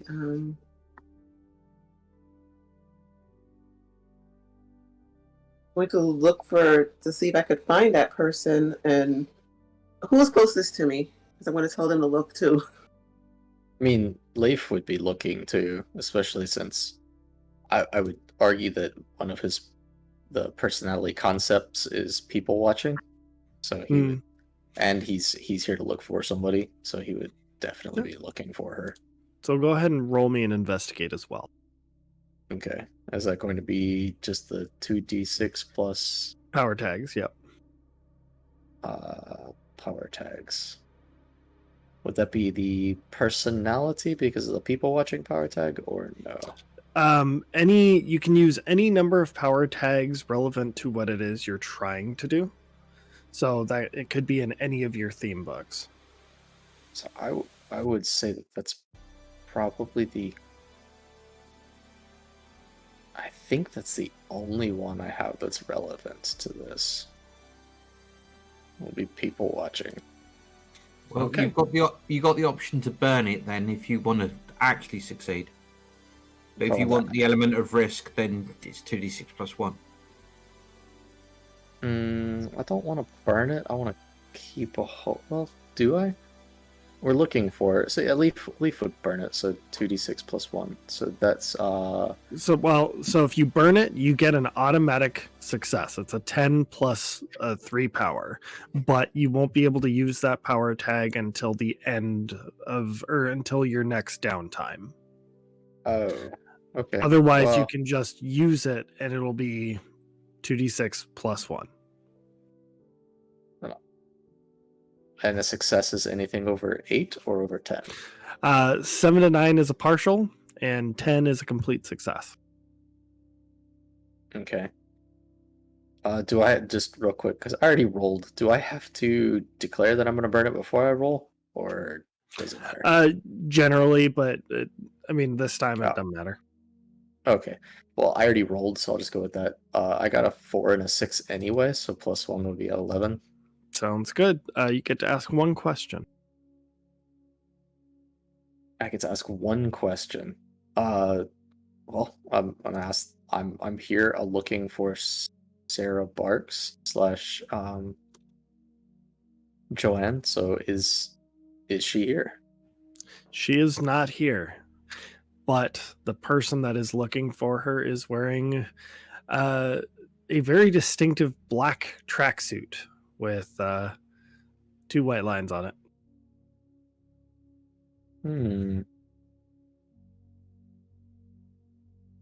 I don't see her. I'm pretty sure I've scanned the entire area. I don't see her anywhere. I don't see JoAnn at all. I do see a person wearing a black tracksuit with 2 white lines. Really now? It's very unusual for this area. And given some other information that I know, I think this person could possibly be of interest, but they might also be dangerous. I'd say it's a dress code violation for this place. Haven't you seen the chart? I haven't really paid much attention. I typically don't visit other people's bars. Look, it says no tracksuits. That's a very specific rule to have in a bar. Usually it's That- just no shirts, no shoes, no service. Probably need a jacket at least. I Not have Yeah, and delivered to many of if we need them. I've delivered to many a bar that has some very strict dress codes. And you guys also do notice that a lot of people that are moving in and out are very nicely dressed. Some in suits, some in like business casual, but everybody here is dressed fairly nice. Leaf Maybe, fits in quite well, considering his normal work attire at the bar. Do I recognise the person in the tracksuit? You don't, other than they look very shady. It's not Oh, Anthony. okay. It is not. Okay. Okay. What are we going to do about this, guys? So we're going to approach them, find out who they are. Do I need to get you two to a tailor?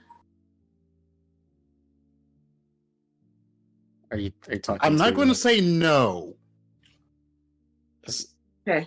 You would know that Leif does not need to go to a tailor. It's not- He's still wearing his normal bar, what he wears when he runs the bar, which is like he's got a dark gray vest on, slacks, and black dress shoes with a white button-up shirt. So he's like, he's fancy. Yeah. We're going to need to get into places like this. It seems on a somewhat regular basis. So we're going to need to make sure that and Noel, I have to get Noel an outfit too. Something that fits the dress code. I think we Yeah. need to get Noel a costume. Yeah, getting Nolan into something this decade might be With a high collar, maybe. Yeah, nice flowing cape. Just when you have time, I'll send you the tailor's information and I'll get you appropriate clothing. But for now, we need to go inside. I have some suit jackets. Yeah, well, I'm suited, so not a problem. So let's go. All right. Yep. Right. Yep, we'll pay at the door. I would imagine if it's an actual, is it a gig night? Yes, it's the house band playing. All right, we'll pay the ticket price then for entry at the door. This strikes me more as a 2-drink minimum kind of place. You know what? I'm gonna go with the 2-drink minimum kind of place. Do they need the suit jackets? Not necessarily. I mean, you do see a couple of people here and there that are not like dressed up for the occasion, but most of the people here are dressed. Lola's pretty And- dressed. Yeah, and you fit right in. Yeah, no, Leif is he's one of those fans. Like when I said the 12 Herons was a small but like upscale bar, yeah. And speaking of, since Leif just walked in, a slender black man comes up to you. What are you doing out from behind the bar, man? We're busy.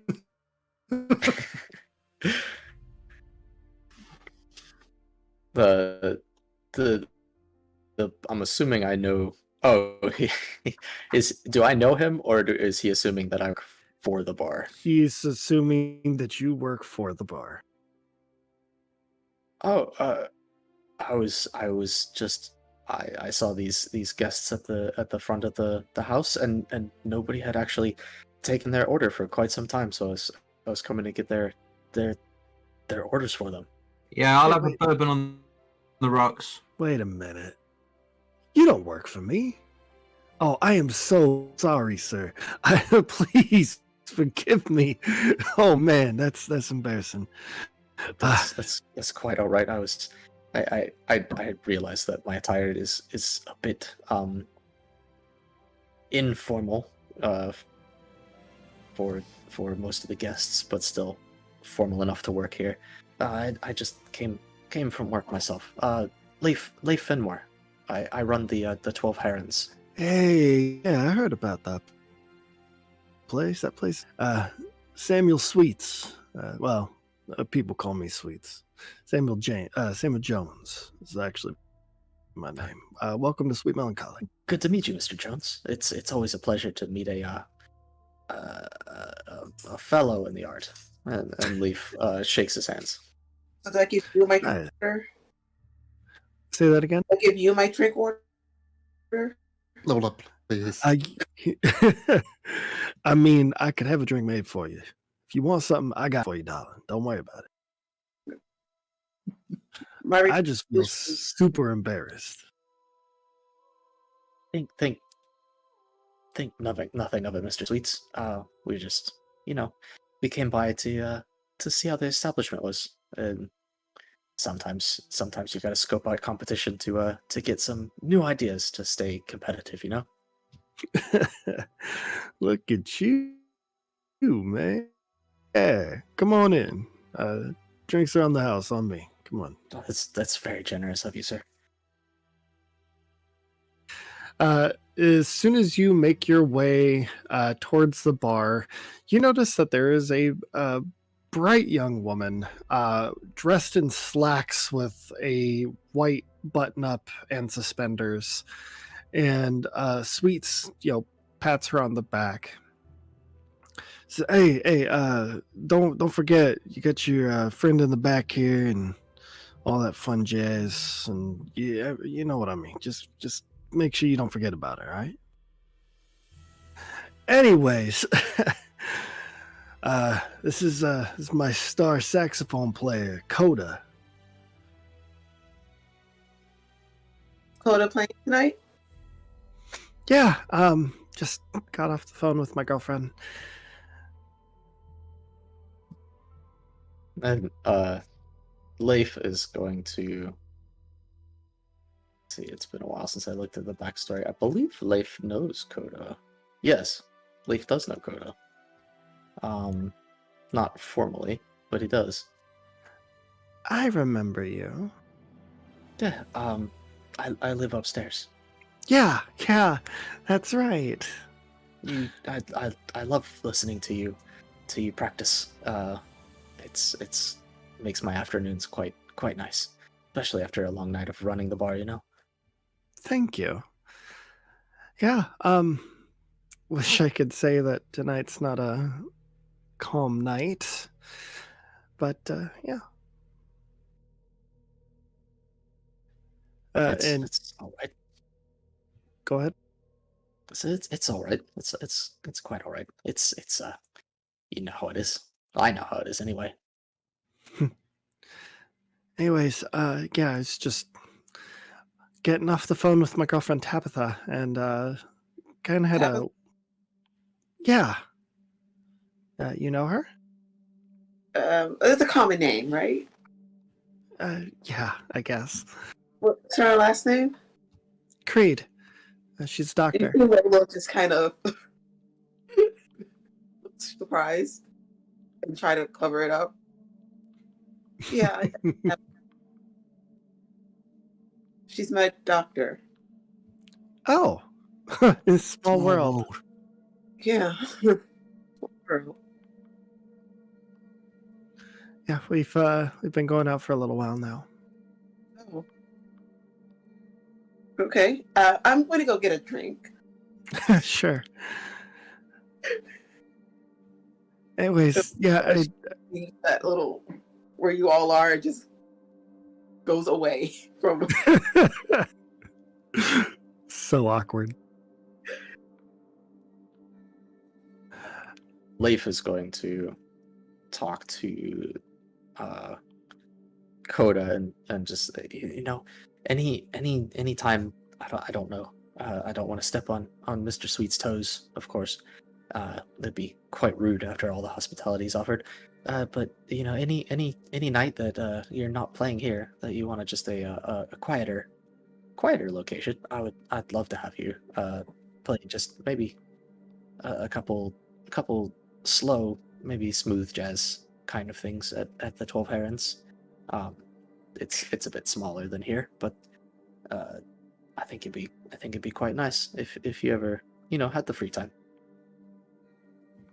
Now you trying to snipe my sax player? Yeah, Absolutely not, Mr. Sweets. Anytime she has free time, I just enjoy. I live near her, and I hear her practicing. I've always meant to ask her if she wanted to come by the bar, and she doesn't even have to play. She could just She's come by and see how she's it a is. grown girl. She can do her own thing. It's fine, man. Don't worry about it. I got you. Thank you very much for your understanding, Mr. Sweets. I'm certainly not trying to step on your toes here. Appreciate it. But yeah, I'm sure she wouldn't mind. I'll let her do the scheduling. Do you have any recommendations for any? I'm assuming you have a rotating band playing. Do you have a rotating band? Am I making the correct assumption, or do you have a house band? We have a house band, but we got a lot of the locals coming in. They play gigs here at least 2-3 days a week. Where would I where do you think, in your opinion, where's the best place to get some people to kind of maybe come in and play something for like a special night? I'll put you in touch with some people. How about that? Oh, that sounds quite nice. Yeah. These cats are always looking for some gigs.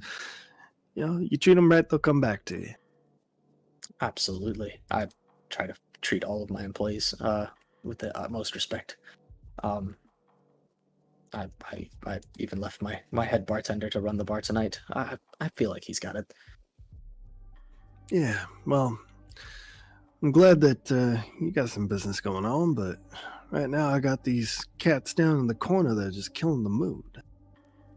Oh, that's never good for business. People should always be able to relax at a bar, and if you need some help, I happened to know some people in the more security field.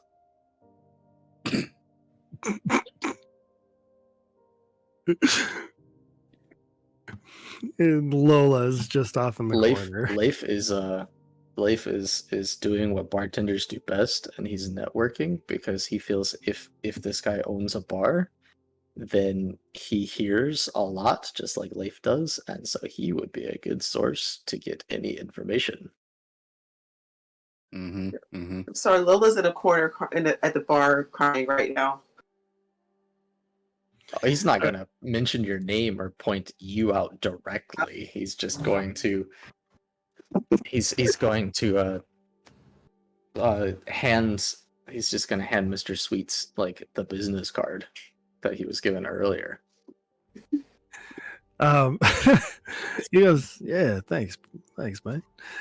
Let me go check on the young Biss over there. She looks like she's probably having a hard time. Yeah. Meanwhile, just enjoy yourselves, guys. It's on me. And Sweets comes up to you, Lola. You okay, miss? No, I need to go home. This is the worst place ever. I'm sorry to hear that.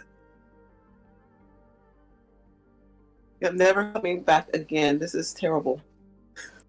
Am I to assume there's something wrong with the service?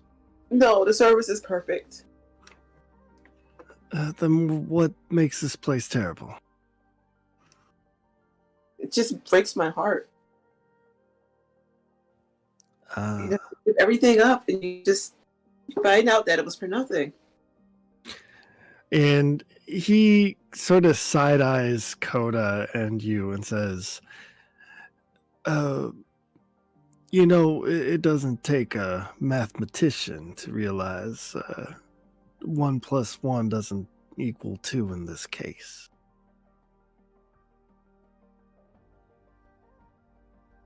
Just need to avoid this place.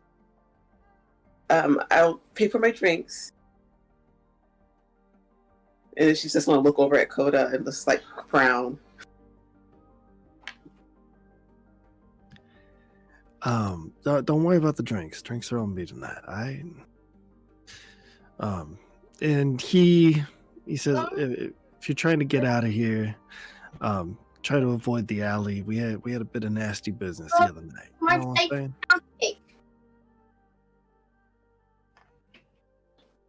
I'll be fine in the alley. It's fine. Nobody will see me there. I'll go that way. Yeah. Just keep your eyes open. I don't trust these Russian cats that be hidden out in the corner. They've been here like all the time for the last couple of days. I'm fine. I'm fine. I'm protected. All right. So he leaves Lola to lament and goes back to. I know everybody is there, and if she has a car, she can go to. No, he's going to try to walk Poor out Lola. the alley, not telling anybody where she's going.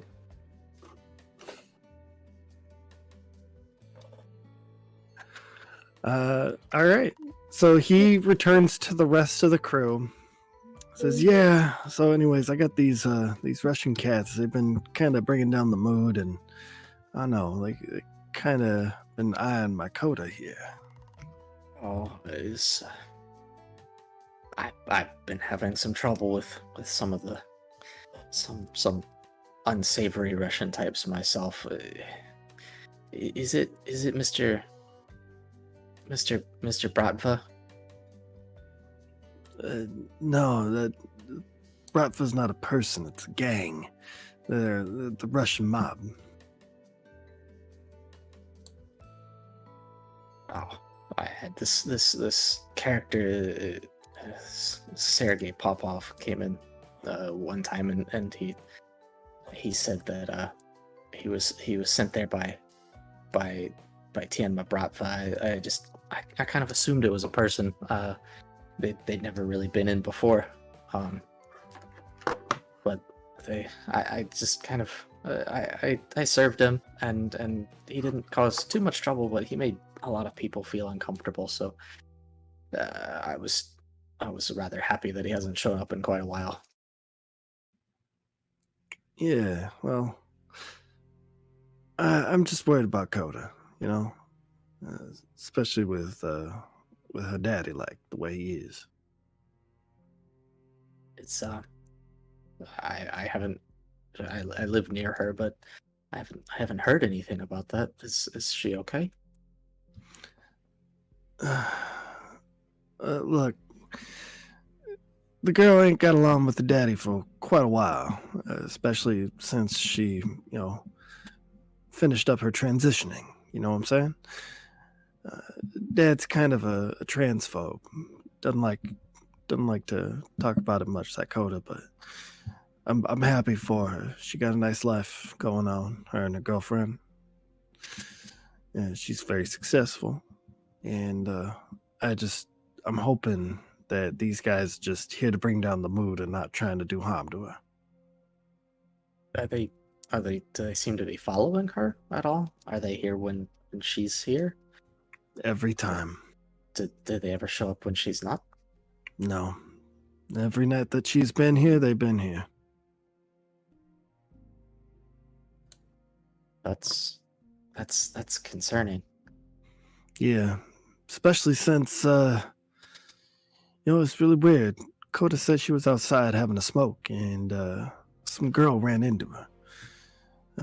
Got her sitting in the dressing room right now. Girl was quite the mess. Did you see this girl? Blonde. That's all I remember seeing. Did you get her name? Did she happen to go by JoAnn? I heard a name mentioned. I don't remember catching it though. Oh, we actually happen to be looking for a friend of mine. His sister ran away. He's a regular at the 12 Herons. His sister ran away, and he's concerned about her. She's tall, blonde. Her name is JoAnn. sometimes she goes by Sarah. She likes birds. She's a photographer. We heard that she might be in this area. That was part of the reason why we stopped in. Do you mind if we go in the back and maybe just to see if it's the girl we're looking for? Yeah. Sure. I don't got no problem with that. She said she won't be left alone. If I she know. wants to be left alone, I'll of course leave her alone. I just if it's my friend's sister, then I can at least Yeah. send him a message and say, she's okay. Yeah, that's fine. I know that it's not Coda's girlfriend. That's all I know. You know what I mean? So I got a little worried, but them two are deeply in love. So Sure. poor Lola. Can you don't have to escort me personally unless you want to. Mr. Sweet said, it's your establishment. If you want to just point me to the dressing room or send someone with me. Yeah, I understand. I am quite a tall man, and it's a woman in the back room. Hey, let me get Coda over here too. You guys can go down there. Sure. All right. Well, yeah. Give me a second here. I'll take care of that. Lola.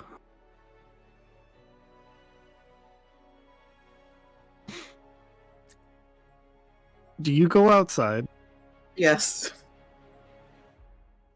The rain seems to be slowing down a little bit, and as you make your way down there, you see somebody at the other end of the alleyway. She's currently shaking like a leaf, trying to hold it together as she's just leaning up with the last ounce of her strength against the wall. Can I get to her quickly? Yes. Yeah, but I get to her quickly and see how she's doing. How do you move that gets you there quickly? Like, do you run? Are you power walking? Are you sprinting? What does this look like? A sprint. As soon as she sees you sprinting, she looks panicked and immediately gets up to her feet and starts running. Call after say, hey, I just wanted to see if you're okay. No, stay away from me. You're one of them. One of who? Whoever that is that's hunting me. I'm not hunting you. I'm just trying to see if you're okay. I was out here trying to cry in the rain, and I saw you actually not too good off, so I want to help. I'm going to need you to face danger for me. Okay. So that's 2d6, correct? Correct. And any power tags that you have that will fit this danger, and the danger is going to be physical. Okay. I only got a 5, so let me see what power tags I have, because that's low. That's purple. Can I just... Well, let me see what my tags are to see if I could, burn a tag. Yeah, so if you have something that will help you face getting something thrown at you. I don't think I do. I really don't think I have that. Okay, well, you are going to be taking a tier 2 status of bruised as she picks up... Nice. As she picks up a brick to throw at you. She goes, I need you to stay away. And starts to panic more. There is a shadow behind you.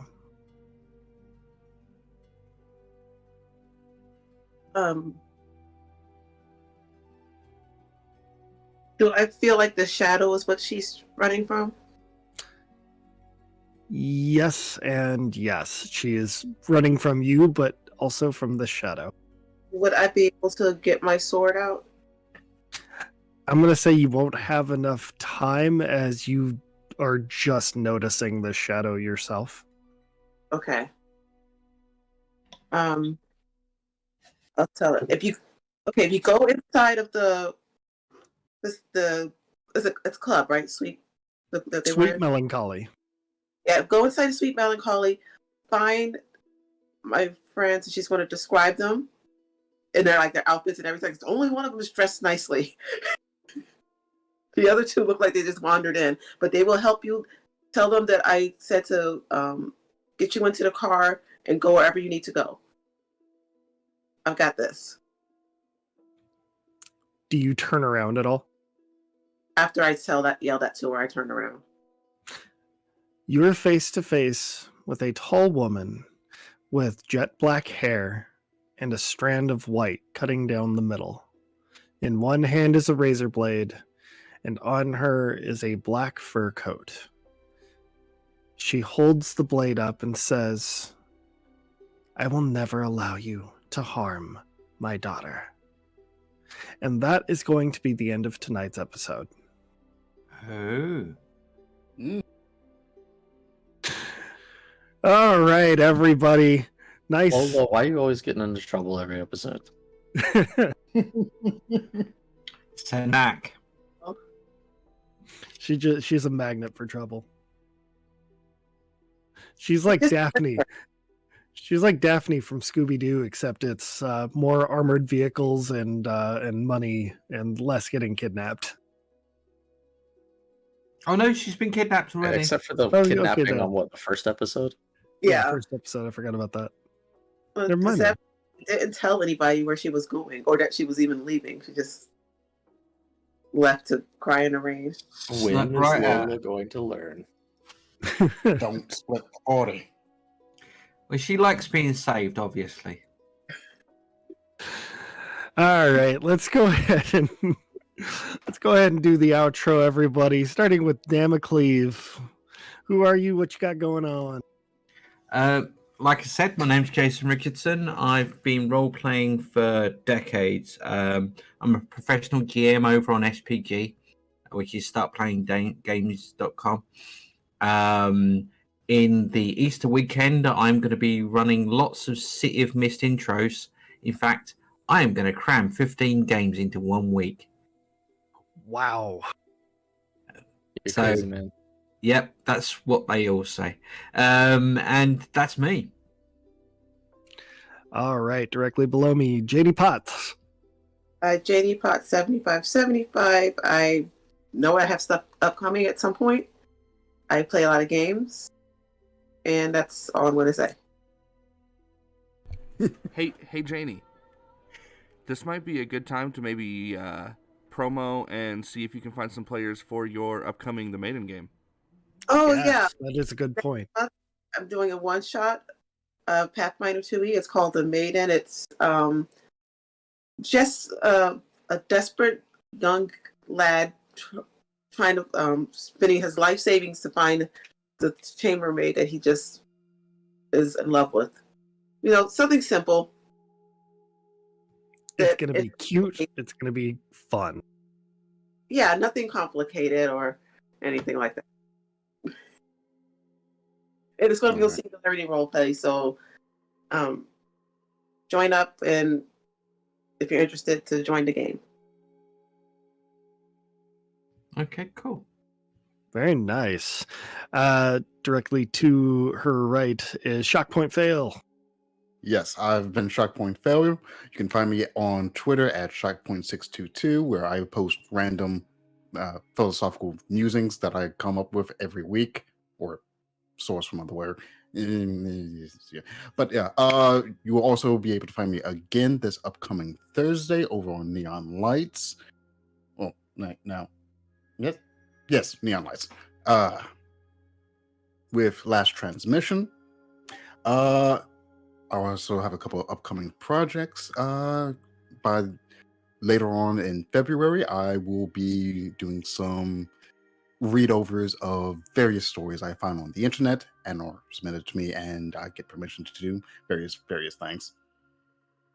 Finally, I also by the end of the month will be picking back up my solo streaming, so keep an eye out for that.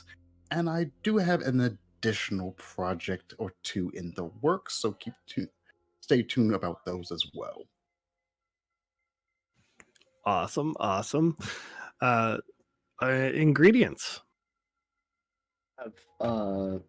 My name is Mark again, and it's awesome to be back playing this time Leif Fenmore, and yeah, it's fun to be back. I'm super happy to be back. I'm glad that I've been able to finally join the crew on their campaign, and I'm looking forward to playing more. I don't have really